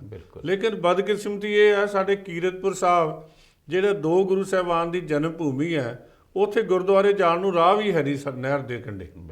ਸੋ ਇਸ ਕਰਕੇ ਅਸੀਂ ਇਨਫਰਾਸਟ੍ਰਕਚਰ ਜਿਹੜਾ ਟੂਰਿਜ਼ਮ ਦਾ ਡਿਵੈਲਪ ਨਹੀਂ ਕੀਤਾ। ਲੋਕੀ ਵੇਖਣ ਆਉਂਦੇ ਆ ਕਿ ਅਸੀਂ ਇਤਿਹਾਸ ਪੜ੍ਹਦੇ ਆ ਕਿ ਅਰਜਨ ਨੇ ਤੀਰ ਮੱਛੀ ਦੀ ਜਿਹੜੀ ਹੈ ਨਾ ਅੱਖ ਦੇ ਵਿੱਚ ਮਾਰਿਆ ਸੀ ਥੱਲੇ ਵੇਖ ਕੇ। ਲੇਕਿਨ ਇਹ ਵੀ ਇਤਿਹਾਸ ਹੈ ਇੱਥੇ ਜਿੱਥੇ ਅਸੀਂ ਬੈਠੇ ਹਾਂ ਕਿ ਅਨੰਦਪੁਰ ਸਾਹਿਬ ਤੋਂ ਮਾਰੇ 2 ਤੀਰ ਇੱਥੋਂ 12 ਮੀਲ ਦੂਰ ਨਿਸ਼ਾਨੇ ਤੇ ਲੱਗੇ ਗੁਰੂ ਗੋਬਿੰਦ ਸਿੰਘ ਸਾਹਿਬ ਵੱਲੋਂ ਚਲਾਏ ਤੇ। ਉਹ ਗੁਰਦੁਆਰਾ ਬਾਣਗੜ੍ਹ ਸਾਹਿਬ ਹੈ, ਉਹ ਵੀ ਲੋਕਾਂ ਦਾ ਜਿਹੜਾ ਅਟਰੈਕਸ਼ਨ ਦਾ ਕਾਰਨ ਹੋਏਗਾ। ਕੀ ਕਿਸੇ ਨੂੰ ਪਤਾ ਵੀ ਉਹ ਗੁਰਦੁਆਰਾ ਸਾਹਿਬ ਇੱਥੇ ਹੈਗਾ? ਬਿਲਕੁਲ ਜੀ। ਕੀ ਕਿਸੇ ਨੇ ਮਤਲਬ ਅਸੀਂ ਆਪਣੀ ਹਿਸਟਰੀ ਵੀ ਲੋਕਾਂ ਨੂੰ ਨਹੀਂ ਦੱਸ ਸਕੇ। ਜਿਹੜਾ ਕੁਝ ਅਸੀਂ ਬਣਾਉਣ ਦੀ ਕੋਸ਼ਿਸ਼ ਕੀਤੀ ਹੈ ਉਹ ਇਸ ਤਰ੍ਹਾਂ ਦਾ ਆ ਜਿਹਨੂੰ ਅਸੀਂ ਮੈਨੂੰ ਦੁੱਖ ਹੋ ਰਿਹਾ ਮੈਂ ਗੁਰੂ ਦੀ ਨਗਰੀ 'ਚ ਬਹਿ ਕੇ ਕਿ ਅਸੀਂ ਉਹਨੂੰ ਵਿਰਾਸਤੇ ਖਾਲਸਾ ਨਾ ਕਹੀਏ, ਵਿਰਾਸਤੇ ਪੰਜਾਬ ਕਹੀਏ ਜੀ। ਉਹਦੇ 'ਚ ਪੰਜਾਬ ਦਾ ਕਲਚਰ ਤਾਂ ਤੁਹਾਨੂੰ ਜਿਹੜਾ ਅੱਜ ਦਾ ਨੱਚਦੇ ਗਾਉਂਦਿਆਂ ਦਾ ਹੋਟਲ ਢਾਬਿਆਂ ਦਾ ਨਜ਼ਰ ਆਏਗਾ, ਲੇਕਿਨ ਗੁਰੂਆਂ ਦਾ ਕਲਚਰ ਉਹਦੇ 'ਚ ਬਿਲਕੁਲ ਨਜ਼ਰ ਨਹੀਂ ਆਉਂਦਾ। ਸੋ ਐਸੀ ਜਿਹੜੀ ਸਾਡੀ ਬਦਕਿਸਮਤੀ ਹੈ, ਇਸ ਕਰਕੇ ਅਸੀਂ ਲੋਕਾਂ ਨੂੰ ਇਸ ਪਾਸੇ ਅਟਰੈਕਟ ਨਹੀਂ ਕਰ ਪਾ ਰਹੇ। ਹੁਣ ਮੈਂ ਫਿਰ ਆਉਣਾ ਪੰਜਾਬ ਦੀ ਬੇਰੁਜ਼ਗਾਰੀ ਨੌਜਵਾਨਾਂ ਵੱਲ ਆਉਣਾ। 2,65,000 2019 ਦੇ ਐਮਪਲੋਇਮੈਂਟ ਐਕਸਚੇਂਜ ਦੇ ਡਾਟੇ ਮੁਤਾਬਕ 2,65,000 ਨੌਜਵਾਨ ਰਜਿਸਟਰਡ ਸੀਗੇ, ਇੱਕ ਨੂੰ ਵੀ ਪੈਸਾ ਨਹੀਂ ਦਿੱਤਾ ਗਿਆ। ਦੇਖੋ ਸਾਡੀ ਰਾਜਨੀਤੀ ਜਿਹੜੀ ਰਹੀ ਹੈ ਪੰਜਾਬ ਦੇ ਵਿੱਚ 1983 ਤੋਂ ਬਾਅਦ ਇੱਕ ਨਵੀਂ ਕਿਸਮ ਦੀ ਰਾਜਨੀਤੀ ਆਈ। ਉਦੋਂ ਸਰਦਾਰ ਦਰਬਾਰਾ ਸਿੰਘ ਦੀ ਗਵਰਨਮੈਂਟ ਡਿਸਮਿਸ ਹੋ ਗਈ ਸੀਗੀ, ਸਿਵਲ ਗਵਰਨਮੈਂਟ। 6 ਬੰਦੇ ਜਿਹੜੇ ਢਿਲਵਾਂ ਦੇ ਵਿੱਚ ਬੱਸ ਚੋਂ ਲਾ ਕੇ ਮਾਰ ਦਿੱਤੇ ਗਏ ਸੀ। ਉਸ ਤੋਂ ਬਾਅਦ ਹਾਲਤ ਇਹ ਲੋਕ ਕਹਿੰਦੇ ਆ, ਮੈਂ ਨਹੀਂ ਕਹਿੰਦਾ, ਅਸੀਂ ਵੀ ਵਿੱਚ ਹੈ ਪੋਲਿਟਿਕਸ ਦੇ ਵਿੱਚ ਹੈ ਕਿ ਰਾਜਨੀਤਿਕ ਬੰਦਿਆਂ ਨੇ, ਬਿਊਰੋਕਰੇਟਾਂ ਨੇ ਤੇ ਕ੍ਰਿਮੀਨਲਸ ਨੇ ਹੱਥ ਮਿਲਾ ਲਿਆ ਤੇ ਇਹ ਮਿਲ ਕੇ ਲੁੱਟ ਰਹੇ ਆ। ਜਦੋਂ ਸਾਡਾ ਮਨ ਦੇ ਵਿੱਚ ਇਸ ਪਾਸੇ ਧਿਆਨ ਹੀ ਨਹੀਂ ਹੈਗਾ ਕਿ ਅਸੀਂ ਲੋਕਾਂ ਨੂੰ ਕੋਈ ਬੰਦਾ ਜੇ ਮੁੱਖ ਮੰਤਰੀ ਝੂਠ ਬੋਲੇਗਾ ਤੇ ਫਿਰ ਲੋਕਾਂ ਦਾ ਵਿਸ਼ਵਾਸ ਕਿੱਥੇ ਹੋਏਗਾ? ਜਿਵੇਂ ਮੈਂ ਕਿਸੇ ਵਿਅਕਤੀ ਦੀ ਗੱਲ ਨਹੀਂ ਕਰਦਾ, ਨਹੀਂ ਇਹ ਜਿਹੜੀ ਝੂਠ ਬੋਲਣ ਵਾਲੀ ਤਾਂ ਫਿਰ ਪ੍ਰਧਾਨ ਮੰਤਰੀ ਤੇ ਵੀ ਲਾਗੂ ਹੋਣੀ ਚਾਹੀਦੀ ਨਹੀਂ, ਮੈਂ ਉਹਨਾਂ ਤੇ ਵੀ ਗੱਲ ਕਰਦਾ। ਦੇਖੋ ਪ੍ਰਧਾਨ ਮੰਤਰੀ ਜੀ ਹਰ ਕਿਸਮ ਦੀ ਐਫਰਟ ਕਰ ਰਹੇ ਆ। ਜੇ ਅਸੀਂ ਸਾਰਾ ਟੂਰਿਜ਼ਮ ਦੇਖਿਆ, ਅਸੀਂ ਕਈ ਜਗ੍ਹਾ ਜਾਓ ਜਿੱਥੇ ਕੇਰਲਾ 'ਚ ਅੱਜ ਤੁਹਾਨੂੰ ਟੂਰਿਜ਼ਮ ਮਿਲੇਗਾ, ਤਮਿਲਨਾਡੂ 'ਚ ਮਿਲੇਗਾ, ਬੈਂਗਲੌਰ 'ਚ ਮਿਲੇਗਾ, ਦੂਜੀ ਜਗ੍ਹਾ ਮਿਲੇਗਾ, ਦਿੱਲੀ 'ਚ ਟੂਰਿਜ਼ਮ ਮਿਲੇਗਾ। ਲੋਕੀ ਉੱਤਰਾਖੰਡ 'ਚ ਜਾਂਦੇ ਆ ਟੂਰਿਜ਼ਮ ਵਾਸਤੇ। ਉਹ ਸਾਰਾ ਕੁਝ ਡਿਵੈਲਪ ਹੋ ਰਿਹਾ, ਇਨਫਰਾਸਟ੍ਰਕਚਰ ਡਿਵੈਲਪ ਹੋ ਰਿਹਾ। ਲੇਕਿਨ ਮੈਂ ਗੱਲ ਜਿਹੜੀ ਹੈ ਨਾ ਆਪਣੀ ਇੱਥੋਂ ਦੀ ਕਰਨਾ ਹੈ ਕਿ 70 ਸਾਲ ਤੋਂ ਅਸੀਂ ਰਸਾਤਲ ਵੱਲ ਤੁਰੇ, ਜਿਹੜੀਆਂ ਲੱਗੀਆਂ ਇੰਡਸਟਰੀਆਂ ਬੰਦ ਹੋ ਗਈਆਂ, ਨਵੀਆਂ ਬਾਰੇ ਸੋਚਿਆ ਨਹੀਂ। ਜੇ ਭਾਖੜਾ ਡੈਮ ਦੇ ਉੱਤੇ ਕੁਆਟਰ ਬਣੇ ਸੀਗੇ, ਕੋਠੀਆਂ ਬਣੀਆਂ ਸੀ, ਉੱਥੇ ਕੰਸਟਰਕਸ਼ਨ ਲਈ ਹੋਰ ਜ਼ਿਆਦਾ ਵਿਅਕਤੀਆਂ ਦੀ ਲੋੜ ਹੁੰਦੀ ਹੈ, ਮੇਨਟੇਨੈਂਸ ਲਈ ਘੱਟ ਵਿਅਕਤੀਆਂ ਦੀ ਲੋੜ ਹੈ। ਕਿਉਂ ਨਹੀਂ ਅਸੀਂ ਉੱਥੇ ਹੋਰ ਕੋਈ ਦਫ਼ਤਰ ਖੋਲ੍ਹ ਦਿੰਦੇ? ਉਹਨਾਂ ਕੋਠੀਆਂ ਬੰਗਲਿਆਂ ਨੂੰ ਟੂਰਿਜ਼ਮ ਵਾਸਤੇ ਕਿਉਂ ਨਹੀਂ ਇਸਤੇਮਾਲ ਕਰਦੇ? ਗੋਬਿੰਦ ਸਾਗਰ ਝੀਲ ਜਿਹੜੀ ਹੈ ਦੁਨੀਆ ਭਰ ਦੇ ਵਿੱਚ ਜਲ ਦੀਆਂ ਗੇਮਸ ਵਾਸਤੇ ਯੂਜ਼ ਕੀਤਾ ਜਾਂਦਾ, ਅਸੀਂ ਕਿਉਂ ਨਹੀਂ ਕਰਦੇ? ਸੋ ਕਰਨਾ ਤਾਂ ਬਹੁਤ ਕੁਝ ਪਏਗਾ, ਲੇਕਿਨ ਸੱਚ ਨੂੰ ਸਾਹਮਣੇ ਰੱਖ ਕੇ। ਇੱਕ ਗੱਲ ਹੋਰ ਜਿਹੜੀ ਹੈ ਵੀ ਇਹ ਜਿੱਥੇ ਤੱਕ ਤਾਂ ਇਹ ਚੀਜ਼ ਹੈ, ਦੂਸਰੇ ਪਾਸੇ ਇਹ ਹੈ ਵੀ ਜਦੋਂ ਕੋਈ ਰੁਜ਼ਗਾਰ ਮੰਗਣ ਜਾਂਦਾ ਹੈ ਫਿਰ ਉਹਦੇ ਨਾਲ ਇੰਨੀ ਮੈਂ ਕਹਿ ਸਕਦਾ ਵੀ ਇੰਨੀ ਲਾਠੀ ਚਾਰਜ ਤੱਕ ਉਹਦੇ 'ਤੇ ਕਿਉਂ ਕੀਤਾ ਜਾਂਦਾ? ਇਹ ਜਿਹੀ ਕਿਉਂ ਸੋਚ ਹੈ ਬਣਾ ਰਹੀ? ਠੀਕ ਹੈ, ਇੱਕ ਪਾਸੇ ਤਾਂ ਕਹਿੰਦੇ ਆ ਬੋਲਣਾ ਸਾਡਾ ਅਧਿਕਾਰ ਹੈ, ਮੰਗਣਾ ਸਾਡਾ ਅਧਿਕਾਰ ਹੈ, ਅਸੀਂ ਪੜ੍ਹੇ ਲਿਖੇ ਹੈਗੇ ਹਾਂ, ਤਾਂ ਪੜ੍ਹੇ ਲਿਖੇ ਅਗਰ ਆਪਣਾ ਹੱਕ ਮੰਗਦੇ ਆ, ਹੱਕ ਵੀ ਉਹ ਮੰਗਦੇ ਨੇ ਜਿਹੜਾ ਤੁਸੀਂ ਵਾਅਦੇ ਕੀਤੇ ਨੇ ਸਟੇਜਾਂ ਦੇ ਉੱਤੇ, ਫਿਰ ਉਹਨਾਂ ਦੇ ਲਾਠੀ ਚਾਰਜ ਤੱਕ, ਹੰਝੂ ਗੈਸਾਂ ਤੱਕ ਮਤਲਬ ਕਿਉਂ ਛੱਡਿਆ ਜਾਂਦਾ ਹੈ? ਡਾਵਰਾ ਸਾਹਿਬ ਇਸ ਤਰ੍ਹਾਂ ਹੈ ਕਿ ਸਾਡੀ ਕੋਈ ਪਲੈਨਿੰਗ ਨਹੀਂ ਹੈਗੀ ਜੀ। ਜਦੋਂ ਮੈਂ ਵੀ ਇੱਕ ਨਾ 2012 'ਚ ਇਲੈਕਸ਼ਨ ਹੋ ਰਿਹਾ ਸੀਗਾ ਤੇ ਮੈਂ ਵੀ ਨਵਾਂ ਰਾਜਨੀਤੀ 'ਚ ਆਇਆ ਸੀ ਤੇ ਮੈਂ ਇਲੈਕਸ਼ਨ ਮੈਨੀਫੈਸਟੋ ਕਮੇਟੀ ਦਾ ਮੈਂਬਰ ਬਣਾ ਦਿੱਤਾ ਹੈ ਜੀ। ਉਹ ਜਦੋਂ ਇਲੈਕਸ਼ਨ ਮੈਨੀਫੈਸਟੋ ਲਿਖ ਰਿਹਾ ਸੀ ਨਾ ਤੇ ਮੈਂ ਉਹਨਾਂ ਨੂੰ ਸਵਾਲ ਕਰ ਰਿਹਾ ਸੀ ਕਿ ਯਾਰ ਇਹ ਦਿਓਗੇ ਕਿੱਥੇ? ਉਹ ਕਹਿੰਦੇ ਤੁਸੀਂ ਬੰਦ ਕਰੋ, ਤੁਸੀਂ ਨਵੇਂ ਆਏ ਹੋ, ਅਸੀਂ ਲੋਕਾਂ ਨੂੰ ਖੁਸ਼ ਕਰਨ ਵਾਸਤੇ ਲਿਖ ਰਹੇ ਹਾਂ। ਸੋ ਜੇ ਤਾਂ ਇਹ ਸੋਚ ਹੈਗੀ ਆ ਕਿ ਸਾਨੂੰ ਇਹੋ ਨਹੀਂ ਪਤਾ, ਮੈਂ ਆਪ ਜੀ ਦੇ ਧਿਆਨ 'ਚ ਇੱਕ ਗੱਲ ਲਿਆਉਣੀ ਚਾਹੁੰਦਾ। ਮੇਰੀ ਬੇਟੀ ਅਮਰੀਕਾ ਦੇ ਵਿੱਚ ਟੀਚਰ ਹੈ, ਉਹ ਮੈਨੂੰ ਦੱਸ ਰਹੀ ਸੀ ਉਹਨੇ ਜਿਹੜੀ ਨਾ she had to go on leave for a year, ਬੱਚੇ ਉਹਨਾਂ ਦਾ ਛੋਟਾ ਸੀਗਾ ਉਹਦੇ ਵਾਸਤੇ, ਉਹਨੂੰ ਨੌਕਰੀ ਤੋਂ ਕੱਢ ਦਿੱਤਾ ਉਹਨਾਂ ਨੇ ਵੀ 1 ਸਾਲ ਦੀ ਛੁੱਟੀ ਨਹੀਂ ਦੇ ਸਕਦੇ, ਤੂੰ ਆਪਣੇ ਘਰ ਬੈਠ।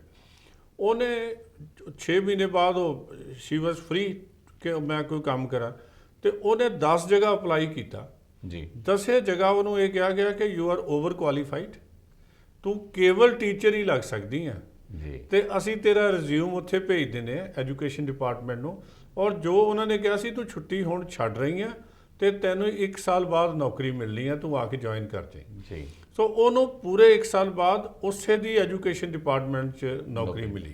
ਸਾਡੇ ਹਾਲਤ ਕੀ ਹੈ ਕਿ ਅਸੀਂ ਬੰਦਾ ਤਾਂ ਲਾਅ ਗ੍ਰੈਜੂਏਟ ਹੈ, ਬੰਦਾ ਤਾਂ ਪੋਸਟ ਗ੍ਰੈਜੂਏਟ ਹੈਗਾ, ਬੰਦਾ ਤਾਂ ਇੰਜੀਨੀਅਰ ਹੈ, ਤੇ ਨੌਕਰੀ ਕਿਹੜੀ ਲਈ ਜਾ ਰਿਹਾ? ਉਹ ਸਿਪਾਹੀ ਵਾਸਤੇ 4th ਕਲਾਸ ਲਈ। ਅੱਜ ਸ਼ਰਮ ਦੀ ਗੱਲ ਹੈ ਕਿਤੇ ਰੱਖਣਾ ਹੁੰਦਾ ਤਾਂ ਪੋਸਟ ਗ੍ਰੈਜੂਏਟ ਦੇ ਲਈ ਅਪਲਾਈ ਕਰ ਰਹੇ ਆ। ਤੁਸੀਂ ਆਪਣੇ ਜਿਹੜੇ ਐਜੂਕੇਸ਼ਨ ਦੇ ਰਹੇ ਹੋ, ਉਹ ਕਿਉਂ ਨਹੀਂ ਇੰਨੀ ਦਿੰਦੇ, ਇੰਨੇ ਕਾਬਲ ਬਣਾਉਂਦੇ ਕਿ ਜਿਹੜਾ ਬੰਦਾ ਡਿਗਰੀ ਲੈ ਕੇ ਨਿਕਲੇ ਉਹਨੂੰ ਕਾਲਜ ਤੋਂ ਡਿਗਰੀ ਲੈਂਦੇ ਹੀ ਪਤਾ ਹੋਵੇ ਕਿ ਮੈਨੂੰ ਨੌਕਰੀ 3 ਮਹੀਨੇ ਬਾਅਦ ਮਿਲਣੀ ਹੈ, ਜਾਂ ਨੌਕਰੀ 6 ਮਹੀਨੇ ਬਾਅਦ ਮਿਲਣੀ ਹੈ, ਜਾਂ ਸਾਲ ਬਾਅਦ ਮਿਲਣੀ ਹੈ, ਜਾਂ ਫਿਰ ਉਹਨੂੰ ਇਹ ਪਤਾ ਹੋਵੇ ਕਿ ਮੈਨੂੰ ਇਸ ਪਾਸੇ ਨੌਕਰੀ ਨਹੀਂ ਮਿਲਣੀ, ਮੈਨੂੰ ਕੋਈ ਹੋਰ ਕਾਰੋਬਾਰ ਕਰਨਾ ਚਾਹੀਦਾ। ਸਾਡੀ ਐਜੂਕੇਸ਼ਨ ਫਾਲਟੀ ਹੈ ਜੀ, ਸਾਡਾ ਹੈਲਥ ਸਿਸਟਮ ਫਾਲਟੀ ਹੈ। ਜਦ ਤੱਕ ਅਸੀਂ ਐਜੂਕੇਸ਼ਨ ਜਿਹੜੀ ਹੈ ਨਾ ਉਹ ਜੌਬ ਓਰੀਐਂਟ, ਮੈਂ ਇੱਕ ਵਾਰੀ ਬੀਬੀ ਭੁਪਿੰਦਰਜੀਤ ਕੌਰ ਮੰਤਰੀ ਸੀਗੇ ਟੈਕਨੀਕਲ ਐਜੂਕੇਸ਼ਨ ਦੇ, ਮੈਂ SSPC ਕਪੂਰਥਲੇ, ਮੈਂ ਉਹਨਾਂ ਨੂੰ ਬੇਨਤੀ ਕੀਤੀ ਸੀ ਕਿ ਤੁਸੀਂ ਇਸ ਤਰ੍ਹਾਂ ਦਾ ITIs ਦੇ ਵਿੱਚ ਲਾਓ, ਅਰਨ ਵਾਈਲ ਯੂ ਲਰਨ। ਜਦੋਂ ਤੁਸੀਂ ਕੰਮ ਕਰਦੇ ਹੋ, ਜਿਹੜੇ ਤੁਹਾਡੇ ਟੀਚਰ ਹੈਗੇ ਆ ਉਹ ਸਾਰੇ ਹੀ ਡਿਗਰੀ ਹੋਲਡਰ ਹੈ। ਜੇ ਮੋਟਰ ਮਕੈਨਿਕ ਦਾ ਕੰਮ ਵੀ ਕਰਾਉਣਾ, ਦੂਜਾ ਕਰਾਉਣਾ, ਇਹਨਾਂ ਨੂੰ ਬਾਹਰੋਂ ਕੰਮ ਲੈ ਕੇ ਦਿਓ, ਬੱਚੇ ਇੱਥੇ ਕਮਾ ਕੇ ਪੈਸੇ ਘਰ ਲੈ ਕੇ ਜਾਣ, ਤਾਂ ਤੁਹਾਨੂੰ ਫਾਇਦਾ ਹੋਏਗਾ। ਦੁਨੀਆ ਭਰ ਵਿੱਚ ਜਿਹੜੇ ਬੱਚੇ ਆ ਉਹਨੂੰ ਟ੍ਰੇਨਡ ਕੀਤਾ ਜਾਂਦਾ ਹੈ ਜੀ ਕਿ ਉਹ ਬੱਚਾ ਜਿਹੜਾ ਆ ਉਹ ਅਰਨ ਕਰੇ while he is a student. Okay, ਇੱਕ ਗੱਲ ਹੋਰ, ਪੰਜਾਬ ਸਰਕਾਰ ਨੇ ਜੌਬ ਫੇਅਰਸ ਸ਼ੁਰੂ ਕੀਤੇ ਸੀਗੇ, ਦਾਅਵੇ ਬਹੁਤ ਕੀਤੇ ਗਏ ਸੀਗੇ ਵੀ ਇਹਨਾਂ ਦੇ ਥਰੂ ਬਹੁਤ ਸਾਰਾ ਰੋਜ਼ਗਾਰ ਦਿੱਤਾ ਜਾਏਗਾ। ਜੇ ਬੱਚਿਆਂ ਦੀ ਸੁਣੋ ਤਾਂ ਉਹ ਕਹਿੰਦੇ ਜੀ ਸਾਨੂੰ ਜੇ ਰੱਖਿਆ ਵੀ ਗਿਆ ਕਿਤੇ ਤਾਂ 5-6 ਹਜ਼ਾਰ ਰੁਪਏ ਦੀ ਜੌਬ ਦੇ ਉੱਤੇ ਸਾਨੂੰ ਰੱਖਿਆ ਗਿਆ ਪ੍ਰਾਈਵੇਟ ਫਰਮ ਦੇ ਵਿੱਚ, ਮਤਲਬ ਟੋਟਲ ਪੂਰੀ ਸੈਲਰੀ ਉੱਥੇ ਵੀ ਨਹੀਂ ਦਿੱਤੀ ਗਈ। ਸ਼ੋਸ਼ਣ ਜ਼ਿਆਦਾ ਹੋ ਰਿਹਾ, ਫਿਰ ਇਹੋ ਜਿਹੇ ਫੇਅਰ ਲਗਾਉਣ ਦਾ ਜਾਂ ਦਾਅਵੇ ਕਰਕੇ ਵੀ ਅਸੀਂ ਰੋਜ਼ਗਾਰ ਦੇ ਦਿੱਤਾ 75,000 ਲੋਕਾਂ ਨੂੰ ਪਿਛਲੇ 5 ਸਾਲ ਦੇ ਵਿੱਚ, ਕਿੰਨੇ ਕੁ ਮਾਇਨੇ ਰੱਖਦੇ ਆ? ਡਾਵਰਾ ਸਾਹਿਬ ਕਹਿਣਾ ਤਾਂ ਨਹੀਂ ਚਾਹੀਦਾ, ਪੋਲੀਟੀਸ਼ੀਅਨ ਹੈ ਜੀ, ਲੇਕਿਨ ਗੱਲ ਇਹ ਹੈ ਕਿ ਪੋਲੀਟੀਸ਼ੀਅਨ ਤਾਂ ਆਪਣੇ ਲਈ ਰੁਜ਼ਗਾਰ ਲੱਭਦਾ ਤੇ ਆਪਣੇ ਲਈ ਉਹ ਅਸੈਂਬਲੀ 'ਚ ਵੀ ਬਣਾ ਲੈਂਦਾ ਹੈ ਕਿ ਮੇਰੀ ਤਨਖਾਹ, ਮੇਰੀ ਪੈਨਸ਼ਨ, ਮੇਰੇ ਭੱਤੇ ਵੱਧ ਜਾਣ ਤਾਂ ਕਿ ਮੈਨੂੰ ਰਿਟਾਇਰ, ਜੇ ਮੈਂ ਨਾ ਵੀ ਚੁਣਿਆ ਜਾਵਾਂ ਤਾਂ ਸਾਰੀ ਉਮਰ ਮੌਜਾਂ ਕਰ ਸਕਾਂ। ਇਹ ਜਿਹੜੇ ਵਾਅਦੇ ਉਹ ਕਰਦਾ ਲੋਕਾਂ ਨਾਲ, ਉਹਨੂੰ ਪਤਾ ਕਿ ਇਹ ਮੈਂ ਪੂਰੇ ਨਹੀਂ ਕਰਨੇ, ਉਹ ਤਾਂ ਉਸੇ ਦਿਨ ਭੁੱਲ ਜਾਂਦਾ। ਮੈਂ ਤਾਂ ਅੱਜ ਤਾਈਂ ਕੋਈ ਕਿਸੇ ਤੋਂ ਇਹ ਸੁਣਿਆ ਨਹੀਂ ਵੀ ਕਿਸੇ ਨੇ ਇੱਕ ਕਮੇਟੀ ਬਣਾਈ ਹੋਵੇ ਕਿ ਭਾਈ ਅਸੀਂ ਆਹ ਵਾਅਦੇ ਕਰਕੇ ਆਏ ਆ, ਦਿਸ ਇਜ਼ ਦੀ ਮੇਰੀ ਹੈ ਨਾ ਰਿਲੀਜੀਅਸ ਬੁੱਕ ਫਾਰ ਮੀ, ਜਿਹਨੂੰ ਲੈ ਕੇ ਤੇ ਮੈਂ ਸਾਰੇ ਵਾਅਦੇ ਜਿਹੜੇ ਆ 6 ਮਹੀਨੇ ਸਾਲ ਜਿਹੜੇ ਨਹੀਂ ਪੂਰੇ ਹੋ ਸਕਦੇ ਜਾਂ ਜਿਨ੍ਹਾਂ 'ਚ ਕੋਈ ਦਿੱਕਤ ਆਈ ਹੈ, ਉਹਨਾਂ ਨੂੰ ਨਾਲ ਦੀ ਨਾਲ ਪਬਲਿਕ ਨੂੰ ਦੱਸੇ ਕਿ ਮੇਰਾ ਆਹ ਵਾਅਦਾ ਇਸ ਕਰਕੇ ਪੂਰਾ ਨਹੀਂ ਹੋ ਰਿਹਾ, ਇਹ ਮੈਂ 4 ਮਹੀਨੇ 'ਚ ਕਰ ਦਾਂਗਾ ਜਾਂ 6 ਮਹੀਨੇ 'ਚ ਕਰ ਦਾਂਗਾ। ਚੋਣ ਮੈਨੀਫੈਸਟੋ, ਤੁਹਾਡਾ ਮਤਲਬ ਹੈ ਚੋਣ ਮੈਨੀਫੈਸਟੋ ਦੇ ਉੱਤੇ ਕਿਤੇ ਨਾ ਕਿਤੇ ਜਵਾਬਦੇਹੀ ਲਾਜ਼ਮੀ ਹੋਣੀ ਚਾਹੀਦੀ? ਬਿਲਕੁਲ ਹੋਣੀ ਚਾਹੀਦੀ ਹੈ। ਤੁਸੀਂ ਵਾਅਦਾ ਹੀ ਉਹ ਕਰੋ ਜਿਹੜਾ ਪੂਰਾ ਹੋ ਜਾਏ ਜੀ। ਜਿਹੜਾ ਜਿਹੜਾ ਵਾਅਦਾ ਤੁਸੀਂ ਕਰਦੇ ਹੋ ਔਰ ਉਹਨੂੰ ਪੂਰਾ ਨਹੀਂ ਕਰ ਸਕਦੇ, ਉਹ ਸਮਝ ਲਓ ਵੀ ਤੁਸੀਂ ਉਹਨੂੰ ਜੇ ਲੀਗਲ ਲੈਂਗੁਏਜ ਕਹੋ ਇਟਸ ਅ ਚੀਟਿੰਗ।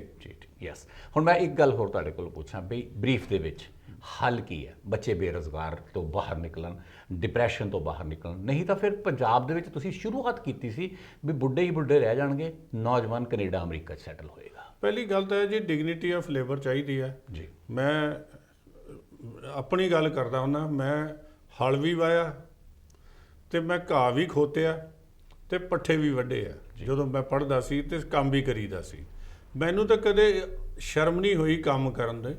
ਕੰਮ ਜਿਹੜਾ ਇਹ ਸਤਿਕਾਰ ਦਿੰਦਾ, ਇੱਜ਼ਤ ਦਿੰਦਾ ਸਾਨੂੰ, ਜਿਹੜੇ ਨੌਜਵਾਨ ਪੀੜ੍ਹੀ ਨੂੰ ਕੰਮ ਕਰਨ ਤੋਂ, ਇਹਨੂੰ ਕੰਮ ਨੂੰ ਚੰਗਾ ਤੇ ਮਾੜਾ ਨਹੀਂ ਗਿਣਨਾ ਚਾਹੀਦਾ, ਇਹਦੀ ਕੈਟਾਗਰਾਈਜ਼ ਨਹੀਂ ਕਰਨਾ ਚਾਹੀਦਾ। ਕੰਮ ਸਾਰੇ ਹੀ ਚੰਗੇ ਆ, ਜਿੱਥੇ ਤੁਹਾਨੂੰ ਠੀਕ ਆਮਦਨ ਮਿਲਦੀ ਹੈ ਉਹ ਕੰਮ ਕਰੋ। ਜਿਹੜੇ ਬਾਹਰੋਂ ਆਏ ਲੋਕ ਜੇ ਪੰਜਾਬ ਦੇ ਵਿੱਚ ਕੋਠੀਆਂ ਖਰੀਦ ਰਹੇ ਆ, ਜ਼ਮੀਨਾਂ ਖਰੀਦ ਰਹੇ ਆ, ਤੇ ਅਸੀਂ ਆਪਣੀ ਜ਼ਿਮੀਂਦਾਰ ਜਿਹੜਾ ਆ ਆਪਣੀ ਫਸਲ ਆਪ ਕਿਉਂ ਨਹੀਂ ਵੇਚ ਸਕਦਾ? ਅਸੀਂ ਉਹ ਜਿਹੜੇ ਕਾਰੋਬਾਰ ਹੈ ਉਹ ਅਸੀਂ ਕਿਉਂ ਨਹੀਂ, ਅਸੀਂ ਉਹਨਾਂ ਨੂੰ ਕਾਰੋਬਾਰ ਤਾਂ ਕਾਰੋਬਾਰ ਹੈ, ਉਹਨੂੰ ਕੈਟਾਗਰਾਈਜ਼ ਕਿਉਂ ਕਰਦੇ ਹੋ? ਇਹ ਚੰਗਾ ਕਾਰੋਬਾਰ ਹੈ, ਇਹ ਮਾੜਾ ਕਾਰੋਬਾਰ ਹੈ। ਜੇ ਅਸੀਂ ਕੈਟਾਗਰਾਈਜ਼ ਕਰਾਂਗੇ ਤੇ ਫਿਰ ਅਸੀਂ ਅੱਗੇ ਨਹੀਂ ਵੱਧ ਸਕਾਂਗੇ। ਮਾਨਸਿਕ ਜਿਹੜੀ ਸੋਚ ਹੈ ਉਹਨੂੰ ਬਦਲਣਾ ਚਾਹੀਦਾ। ਜੇ ਅਸੀਂ ਚੀਜ਼ ਪੈਦਾ ਕਰ ਸਕਦੇ ਹਾਂ ਤੇ ਸਾਨੂੰ ਵੇਚਣੀ ਵੀ ਆਉਣੀ ਚਾਹੀਦੀ ਹੈ। ਇੱਕ ਗੱਲ ਹੋਰ ਇੱਥੇ ਮੇਰੀ ਸੋਚ ਹੈ ਉਹ ਇਹ ਹੈ ਕਿ ਨੌਜਵਾਨਾਂ ਨੂੰ ਪੜ੍ਹਾਈ ਜ਼ਰੂਰ ਕਰਨੀ ਹੈ, ਇਸ ਦੇ ਵਿੱਚ ਕੋਈ ਸ਼ੱਕ ਨਹੀਂ, ਲੇਕਿਨ ਹਾਇਰ ਐਜੂਕੇਸ਼ਨ ਲੈਣ ਦੇ ਨਾਲ ਨਾਲ ਟੈਕਨੀਕਲ ਐਜੂਕੇਸ਼ਨ, ਤਕਨੀਕੀ ਤੌਰ 'ਤੇ ਵੀ ਅਗਰ ਕੋਈ ਸੋਲਿਡ ਹੋਵੇ, ਕਿਉਂਕਿ ਕਿਹਾ ਜਾਂਦਾ ਵੀ ਜਿਹੜੇ ਨਾਨ ਟੈਕਨੀਕਲ ਐਜੂਕੇਸ਼ਨਿਸਟ ਹੁੰਦੇ ਨੇ, ਜਿਨ੍ਹਾਂ ਨੇ ਨਹੀਂ ਪੜ੍ਹਿਆ ਹੁੰਦਾ, ਤਕਨੀਕੀ ਸਿੱਖਿਆ ਨਹੀਂ ਲੈਂਦੀ, ਉਹ ਜ਼ਿਆਦਾ ਬੇਰੁਜ਼ਗਾਰ ਰਹਿ ਜਾਂਦੇ ਨੇ ਅੱਜ ਦੀ ਤਾਰੀਖ। ਕਿਤੇ ਨਾ ਕਿਤੇ ਤਕਨੀਕੀ ਜਿਹੜੀ ਹੈ ਐਜੂਕੇਸ਼ਨ ਜ਼ਰੂਰੀ ਬਣਾ ਦੇਣੀ ਚਾਹੀਦੀ ਹੈ। ਦੇਖੋ, ਜਿਹੜਾ ਐਜੂਕੇਸ਼ਨ ਸਿਸਟਮ ਹੈ ਨਾ ਜੀ, ਇਹ ਟੋਟਲ ਹੀ ਓਵਰਹਾਲ ਕਰਨਾ ਪਏਗਾ ਜੀ। ਸਾਡੇ ਜਿਹੜਾ ਬੱਚੇ ਦਾ ਅਸੀਂ ਸਾਈਕੋਲੋਜੀਕਲੀ ਉਹਨੂੰ ਸਟੱਡੀ ਨਹੀਂ ਕਰਦੇ। ਅਸੀਂ ਬੜੇ ਖੁਸ਼ ਹੁੰਦੇ ਹਾਂ ਕਿ ਇੱਕ ਡਾਕਟਰ ਸਾਹਿਬ ਜਿਹੜੇ ਆ ਉਹ IAS ਅਫਸਰ ਬਣ ਗਏ। ਮੈਂ ਸਮਝਦਾ ਵੀ ਉਹ ਬੰਦਾ, ਸਾਨੂੰ ਇਹ ਸੋਚਣਾ ਪਏਗਾ ਕਿ ਇਹ ਬੰਦਾ ਕਿੰਨਾ ਨੁਕਸਾਨ ਦੇਸ਼ ਦਾ ਕਰਕੇ ਆਇਆ। ਇੱਕ ਡਾਕਟਰ ਸਾਨੂੰ ਜ਼ਿਆਦਾ ਲੋੜ ਸੀ, ਇੱਕ ਇੰਜੀਨੀਅਰ ਸਾਨੂੰ ਜ਼ਿਆਦਾ ਲੋੜ ਸੀ। ਜੇ ਇਹਨੇ IAS ਹੀ ਕਰਨੀ ਸੀ ਤੇ ਇੱਕ ਡਾਕਟਰ ਹੋਰ ਨੂੰ ਥਾਂ ਦਿੰਦਾ। ਜੀ, ਅਸੀਂ, ਸਾਡੀ ਸੋਚ ਹੀ ਗਲਤ ਹੈ। ਸਾਨੂੰ ਐਜੂਕੇਸ਼ਨ ਪ੍ਰਤੀ ਆਪਣੀ ਜਿਹੜੀ ਹੈ ਨਾ ਪਾਲਿਸੀ ਚੇਂਜ ਕਰਨੀ ਪਏਗੀ। ਇਹ ਜਿਹੜੀ ਹੈ ਵਰਕ ਓਰੀਐਂਟਡ ਹੋਣੀ ਚਾਹੀਦੀ ਹੈ, ਪਰਸਨੈਲਿਟੀ ਓਰੀਐਂਟਡ ਹੋਣਾ ਚਾਹੀਦਾ। ਇੱਕ ਜਿਹੜੀ ਹੈ ਨਾ ਮੈਮੋਰਾਈਜ਼ਿੰਗ, ਜਿਹਨੂੰ ਪੰਜਾਬੀ 'ਚ ਅਸੀਂ ਰੱਟਾ ਲਾਣਾ ਕਹਿੰਦੇ, ਅਸੀਂ ਵੀ ਰੱਟਾ ਲਾ ਕੇ ਪੜ੍ਹੇ ਆ ਵੀ ਐਸੇ ਯਾਦ ਕਰ ਲਿਆ ਤੇ ਫਲਾਣਾ ਯਾਦ ਕਰ ਲਿਆ। ਹੁਣ ਜਦੋਂ ਆਪਣੇ ਪੋਤਰੇ ਪੋਤਰੀਆਂ ਦੇਖੀਦੇ ਆ, ਉਹ ਵੀ ਰੱਟਾ ਲਾਉਂਦੇ ਆ। ਤੇ ਮੈਂ ਸਮਝਦਾ ਵੀ ਐਜੂਕੇਸ਼ਨ ਨੂੰ ਅਸੀਂ ਇੱਕ ਕਦਮ ਵੀ ਜਿਹੜਾ ਕ੍ਰਿਟੀਕਲ ਐਨਾਲਿਟੀਕਲ ਇਸ ਪਾਸੇ ਲੈ ਕੇ ਨਹੀਂ ਗਏ, ਜਿੱਥੇ ਵਿਦੇਸ਼ ਦੇ ਵਿੱਚ ਅਸੀਂ ਮੁਕਾਬਲਾ ਕਰਨਾ ਯੂਰਪ ਦਾ, ਅਸੀਂ ਮੁਕਾਬਲਾ ਕਰਨਾ ਨਾਰਥ ਅਮਰੀਕਾ ਦਾ।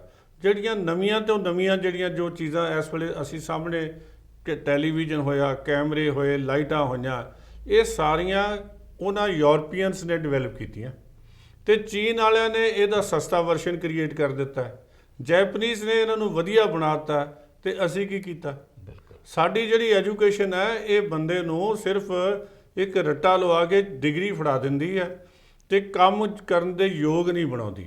ਅੱਜ ਕੱਲ੍ਹ ਜਿਹੜਾ MA ਪਾਸ ਮੁੰਡਾ ਵੀ ਮੈਂ ਵੇਖਿਆ, ਅਸੀਂ ਸਰਵਿਸ ਕੀਤੀ ਹੈ, ਉਹਨੂੰ ਐਪਲੀਕੇਸ਼ਨ ਛੁੱਟੀ ਦੀ ਲਿਖਣੀ ਨਹੀਂ ਆਉਂਦੀ, ਬਾਕੀ ਕੰਮ ਕੀ ਕਰੇਗਾ। ਇੱਕ ਅਖੀਰ ਦੇ ਵਿੱਚ ਮੈਂ ਸਿਆਸਤਦਾਨ ਦੇ ਨਾਲ ਜੁੜੀ ਹੋਈ ਤੁਹਾਡੇ ਨਾਲ ਗੱਲ ਕਰਾਂਗਾ। ਵਾਅਦਿਆਂ 'ਤੇ ਆਉਣਾ ਮੁੜ ਕੇ ਅਸੀਂ ਸਿਆਸਤਦਾਨਾਂ ਨੂੰ ਦੋਸ਼ ਦੇ ਦਿੰਦੇ ਹਾਂ ਵੀ ਸਿਆਸਤਦਾਨ ਵਾਅਦੇ ਕਰਕੇ ਗਏ, ਵਾਅਦੇ ਉਹਨਾਂ ਨੇ ਨਹੀਂ ਪੂਰੇ ਕੀਤੇ, ਉਹਨਾਂ ਨੇ ਸਾਨੂੰ ਇਹ ਕਿਹਾ ਸੀਗਾ। ਅਸੀਂ ਵੋਟ ਪਾਉਣ ਲੱਗਿਆਂ ਤਾਂ ਕਦੀ ਚੰਗਾ ਬੰਦਾ ਨਹੀਂ ਦੇਖਿਆ। ਅਸੀਂ ਵੋਟ ਕਿਹਦੇ ਤੇ ਪਾਈ ਹੈ? ਵੋਟ ਅਸੀਂ ਸ਼ਰਾਬ ਦੀ ਬੋਤਲ ਤੇ ਪਾਈ ਹੈ, ਵੋਟ ਅਸੀਂ ਪੈਸੇ ਤੇ ਪਾਈ ਹੈ, ਵੋਟ ਅਸੀਂ ਇਸ ਚੀਜ਼ ਲਈ ਤਾਂ ਪਾਈ ਨਹੀਂ ਵੀ ਸਾਨੂੰ ਰੁਜ਼ਗਾਰ ਦਿੱਤਾ ਜਾਵੇ, ਸਾਨੂੰ ਮੈਡੀਕਲ ਸੁਵਿਧਾ ਵਧੀਆ ਦਿੱਤੀ ਜਾਵੇ, ਸਾਨੂੰ ਹੋਰ ਸਹੂਲੀਅਤ ਜਿਹੜੀ ਹੈ ਉਹ ਵਧੀਆ ਦਿੱਤੀ ਜਾਵੇ। ਵੋਟ ਤਾਂ ਅਸੀਂ ਕਿਸੇ ਹੋਰ ਚੀਜ਼ ਨੂੰ ਪਾ ਦਿੰਦੇ ਹਾਂ। ਫਿਰ ਅਜਿਹਾ ਕਿਤੇ ਨਾ ਕਿਤੇ ਬਦਲਣਾ ਨਹੀਂ ਪਏਗਾ। ਡਾਵਰਾ ਸਾਹਿਬ, ਤੁਸੀਂ ਬਿਲਕੁਲ ਸਹੀ ਗੱਲ ਕੀਤੀ ਹੈ। ਦੇਖੋ, ਤੁਸੀਂ ਆਪਣਾ ਨੁਮਾਇੰਦਾ ਚੁਣਨਾ ਜੀ। I have to elect my own representative. ਬਿਲਕੁਲ। ਅਸੀਂ ਚੁਣਦੇ ਹਾਂ ਪਾਰਟੀਆਂ ਦੇ ਨੁਮਾਇੰਦੇ ਜੀ। ਅਸੀਂ ਲੋਕਲ ਤਾਂ ਨੁਮਾਇੰਦਾ ਗੱਲ ਹੀ ਨਹੀਂ ਕਰਦਾ, ਉਹ ਗੱਲ ਤਾਂ ਸਾਨੂੰ ਪਾਕਿਸਤਾਨ ਤੇ ਚੀਨ ਦੀ ਸੁਣਾਉਂਦਾ। ਬਿਲਕੁਲ। ਤੇ ਅਸੀਂ ਉਹਦੇ ਤੇ ਪ੍ਰਭਾਵਿਤ ਹੋ ਕੇ, ਜਿਹੜਾ ਬੰਦਾ ਸਾਡੇ ਇਲਾਕੇ ਦਾ ਰਹਿਣ ਵਾਲਾ ਹੀ ਨਹੀਂ ਹੈਗਾ, ਜਿਹੜਾ ਬੰਦਾ ਸਾਡੇ ਇਲਾਕੇ ਦੀ ਸਭਿਅਤਾ ਨੂੰ ਨਹੀਂ ਜਾਣਦਾ, ਸਾਡੀ ਬੋਲੀ ਆਪਣੀ ਦੇ ਭਾਸ਼ਾ ਨੂੰ ਨਹੀਂ ਜਾਣਦਾ, ਅਸੀਂ ਉਹਨੂੰ ਚੁਣ ਕੇ ਕਰਾਂਗੇ ਕੀ? ਬਿਲਕੁਲ। ਦੂਜੀ ਗੱਲ ਹੈ, ਕੀ ਉਹ ਬੰਦਾ ਸਾਡੇ ਲਈ ਵਿਧਾਨ ਸਭਾ 'ਚ ਬੋਲ ਸਕਦਾ? ਕੀ ਹੈ ਉਹਦਾ ਪਰਸਨਲ ਕਰੈਕਟਰ, ਕੀ ਹੈਗਾ, ਕੀ ਉਹਨੇ ਜੀਵਨ ਦੇ ਵਿੱਚ ਕੋਈ ਐਸਾ ਕੰਮ ਕੀਤਾ? ਅਸੀਂ ਦੇਖੋ, ਇੱਕ ਜਿਹੜਾ ਆਪਣਾ ਨੁਮਾਇੰਦਾ ਚੁਣਨਾ, ਮੈਂ ਕਹਿੰਦਾ ਸਭ ਤੋਂ ਔਖਾ ਤੇ ਪਵਿੱਤਰ ਕੰਮ ਹੈ ਜੀ। ਤੇ ਜੇ ਅਸੀਂ ਅਸੀਂ ਮੈਂ ਗੱਲ ਕਹਿ ਦਿੰਦਾ, ਇੱਕ ਗੁੱਸਾ ਨਾ ਕਰਿਓ, ਕਿ 350 ਰੁਪਏ ਦਿਹਾੜੀ ਤੇ ਮਜ਼ਦੂਰ ਮਿਲਦਾ। ਬਿਲਕੁਲ। ਔਰ ਜੇ ਅਸੀਂ 5 ਸਾਲ ਲਈ ਮਜ਼ਦੂਰੀ ਕਰੀਏ ਨਾ 8 ਘੰਟੇ ਦੀ, ਜਿਹਦੇ 'ਚ ਉਹਨੇ ਰੋਟੀ ਦੇਣਾ, ਤਾਂ ਵੀ ਸਾਨੂੰ 15 ਲੱਖ ਰੁਪਇਆ 16 ਲੱਖ ਮਿਲਦਾ। ਤੇ ਜਦੋਂ ਅਸੀਂ ਆਪਣੀ ਜ਼ਮੀਰ ਵੇਚਦੇ ਹਾਂ 5 ਸਾਲ ਲਈ, ਤੇ 2 ਸ਼ਰਾਬ ਦੀਆਂ ਬੋਤਲਾਂ ਪਿੱਛੇ ਵੇਚ ਦਿੰਦੇ ਹਾਂ, ਜਿਹੜੀ 1 ਪੈਸਾ ਰੋਜ਼ ਤੇ ਵੀ ਅਸੀਂ ਆਪਣੀ, ਜਿਹਨੂੰ ਸਾਡੇ ਛੋਟੇ ਹੁੰਦਿਆਂ ਕਹਿੰਦੇ ਸੀ ਨਾ, ਇਹ ਬੰਦੇ ਦਾ ਫੁੱਟੀ ਕੌਡੀ ਮੁੱਲ ਨਹੀਂ। ਬਿਲਕੁਲ। ਤੇ ਜੇ ਅਸੀਂ ਆਪਣਾ ਮੁੱਲ ਹੀ ਨਹੀਂ ਪਾਉਂਦੇ, ਫੁੱਟੀ ਕੌਡੀ ਸਾਡਾ ਮੁੱਲ ਹੈ, ਤੇ ਸੋਚ ਕੇ ਅਸੀਂ ਤੁਰਦੇ ਨਹੀਂ। ਜੋ ਕਿਸੇ ਨੇ ਕਹਿ ਦਿੱਤਾ, ਮੈਂ ਬੜੀ ਵਾਰੀ ਕਹਿ ਬੈਠਾ ਕਿ ਭਾਈ ਜੇ ਜ਼ਮੀਨ ਦੇ ਉੱਤੇ ਕਬਜ਼ਾ ਹੋ ਜਾਏ ਇਹਨਾਂ ਕਾਨੂੰਨਾਂ ਦੇ ਰਾਹੀਂ, ਤੇ ਮੈਂ ਪਹਿਲਾ ਆਦਮੀ ਹੋਵਾਂਗਾ ਪ੍ਰਧਾਨ ਮੰਤਰੀ ਜੀ ਦੀ ਕੋਠੀ ਦੇ ਸਾਹਮਣੇ ਸੈਲਫ ਇਮੋਲੇਸ਼ਨ ਕਰਾਂਗਾ। ਬਿਲਕੁਲ। ਜੇ ਤੁਸੀਂ ਐਵੇਂ ਅੱਜ ਤੇ 15 ਸ਼ੂਗਰ ਮਿਲਾਂ ਨੇ ਕਿਸੇ ਨੇ ਨਹੀਂ ਕਬਜ਼ਾ ਕੀਤਾ, ਤੁਹਾਨੂੰ ਕਿਹਨੇ ਕਹਿ ਦਿੱਤਾ? ਅਸੀਂ ਮਗਰ ਲੱਗ ਨਾ ਬਣੀਏ, ਲਾਈ ਲੱਗ ਨਾ ਬਣੀਏ, ਆਪ ਪੜ੍ਹੀਏ, ਸੋਚੀਏ, ਵਿਚਾਰੀਏ। ਇਹ ਦੇਖੀਏ ਇਹ ਜਿਹੜਾ ਬੰਦਾ ਸਾਡੇ ਨਾਲ ਝੂਠ ਬੋਲ ਰਿਹਾ ਜੀ। ਉਹ ਬੰਦਾ ਸਾਡਾ ਅਸਲੀ ਨੁਮਾਇੰਦਾ ਨਹੀਂ ਹੈਗਾ, ਸਾਡਾ ਦੋਸਤ ਨਹੀਂ ਹੈ, ਸਾਡਾ ਦੁਸ਼ਮਣ ਹੈਗਾ। ਦੋਸਤੋ ਇੰਨੀ ਲਿਆਕਤ ਤਾਂ ਹੋਣੀ ਚਾਹੀਦੀ ਹੈ, ਕਿਉਂਕਿ ਅਸੀਂ ਪੜ੍ਹ ਲਿਖ ਕੇ ਵੱਡੇ ਹੋਏ ਹਾਂ। ਰੋਜ਼ਗਾਰ ਅਸੀਂ ਮੰਗ ਰਹੇ ਹਾਂ ਤਾਂ ਅਸੀਂ 18 ਸਾਲ ਤੋਂ ਉੱਪਰ ਹੀ ਹੈਗੇ ਹਾਂ, ਤਾਂ ਹੀ ਰੋਜ਼ਗਾਰ ਮੰਗ ਰਹੇ ਹਾਂ। ਤੇ ਸਾਡਾ ਦਿਮਾਗ ਵੀ ਚੱਲੇਗਾ ਵੀ ਕੌਣ ਲੋਕ ਨੇ ਜਿਹੜੇ ਸਾਨੂੰ ਰੋਜ਼ਗਾਰ ਦੇ ਸਕਦੇ ਨੇ, ਕੀ ਉਹ ਝੂਠ ਬੋਲਣ ਵਾਲੇ ਜਾਂ ਫਿਰ ਸੱਚ ਦੇ ਫਕੀਰ। ਫੈਸਲਾ ਅਸੀਂ ਖੁਦ ਕਰਨਾ ਹੈ। ਰੋਜ਼ਗਾਰ ਸਾਡਾ ਬੁਨਿਆਦੀ ਹੱਕ ਹੈ, ਇਸ ਦੇ ਵਿੱਚ ਕੋਈ ਸ਼ੱਕ ਨਹੀਂ। ਰੋਜ਼ਗਾਰ ਅਸੀਂ ਲੈਣਾ ਵੀ ਹੈ, ਅਸੀਂ ਮੰਗਣਾ ਵੀ ਹੈ। ਲੇਕਿਨ ਅਗਰ ਅਸੀਂ ਜ਼ਮੀਰ ਵੇਚ ਕੇ ਆਪਣੀ ਰੋਜ਼ਗਾਰ ਮੰਗਾਂਗੇ ਤਾਂ ਪਹਿਲੀ ਗੱਲ ਤਾਂ ਅਸੀਂ ਰੋਜ਼ਗਾਰ ਦੇ ਮੰਗਣ ਦੇ ਹੱਕਦਾਰ ਹੀ ਹੈਗੇ ਨੇ। ਸੋ ਫੈਸਲਾ ਤੁਸੀਂ ਕਰਨਾ ਹੈ ਕਿ ਰੋਜ਼ਗਾਰ ਲੈਣਾ ਕਿਸੇ ਹੈ, ਇੱਜ਼ਤ ਦੇ ਨਾਲ ਸਿਰ ਉਠਾ ਕੇ ਰੋਜ਼ਗਾਰ ਲੈਣਾ ਹੈ ਜਾਂ ਫਿਰ ਕੇਵਲ ਲੈ ਕਰਦਿਆਂ ਇਸੇ ਤਰ੍ਹਾਂ ਹੀ ਰੋਜ਼ਗਾਰ ਮੰਗਣ ਜਾਣਾ ਹੈ। ਰੋਜ਼ਗਾਰ ਸਾਡੇ ਨੌਜਵਾਨਾਂ ਦਾ ਹੱਕ ਹੈ ਤੇ ਇਹ ਹੱਕ ਨੌਜਵਾਨਾਂ ਨੂੰ ਹਰੇਕ ਸਰਕਾਰ ਨੂੰ ਦੇਣਾ ਹੀ ਪਏਗਾ। ਤੁਹਾਡਾ ਬਹੁਤ ਬਹੁਤ ਧੰਨਵਾਦ ਲਾਲਪੁਰਾ ਜੀ। ਦੋਸਤੋ ਤੁਹਾਡਾ ਵੀ ਬਹੁਤ ਬਹੁਤ ਧੰਨਵਾਦ ਕਰਦੇ ਹੋਏ ਆਗਿਆ ਲੈਣ ਤੋਂ ਪਹਿਲਾਂ ਇੱਕ ਰਿਕੁਐਸਟ ਕਰਨੀ ਹੈ ਕਿ ਜਿਨ੍ਹਾਂ ਨੇ ਅਜੇ ਤੱਕ SDTV ਪ੍ਰਾਈਮ ਨੂੰ ਸਬਸਕ੍ਰਾਈਬ ਨਹੀਂ ਕੀਤਾ, ਦੋਸਤੋ ਸਬਸਕ੍ਰਾਈਬ ਕਰਨਾ। ਸਬਸਕ੍ਰਾਈਬ ਕਰਨ ਤੋਂ ਬਾਅਦ ਬੈਲ ਆਈਕਨ ਨੂੰ ਜ਼ਰੂਰ ਦਬਾ ਦੇਣਾ ਤਾਂ ਕਿ ਸਾਡੇ ਪ੍ਰੋਗਰਾਮ ਤੁਹਾਡੇ ਤੱਕ ਪੁੱਜਦੇ ਰਹਿ ਸਕਣ। ਬਹੁਤ ਬਹੁਤ ਧੰਨਵਾਦ। ਵਾਹਿਗੁਰੂ ਜੀ ਕਾ ਖਾਲਸਾ, ਵਾਹਿਗੁਰੂ ਜੀ ਕੀ ਫਤਿਹ।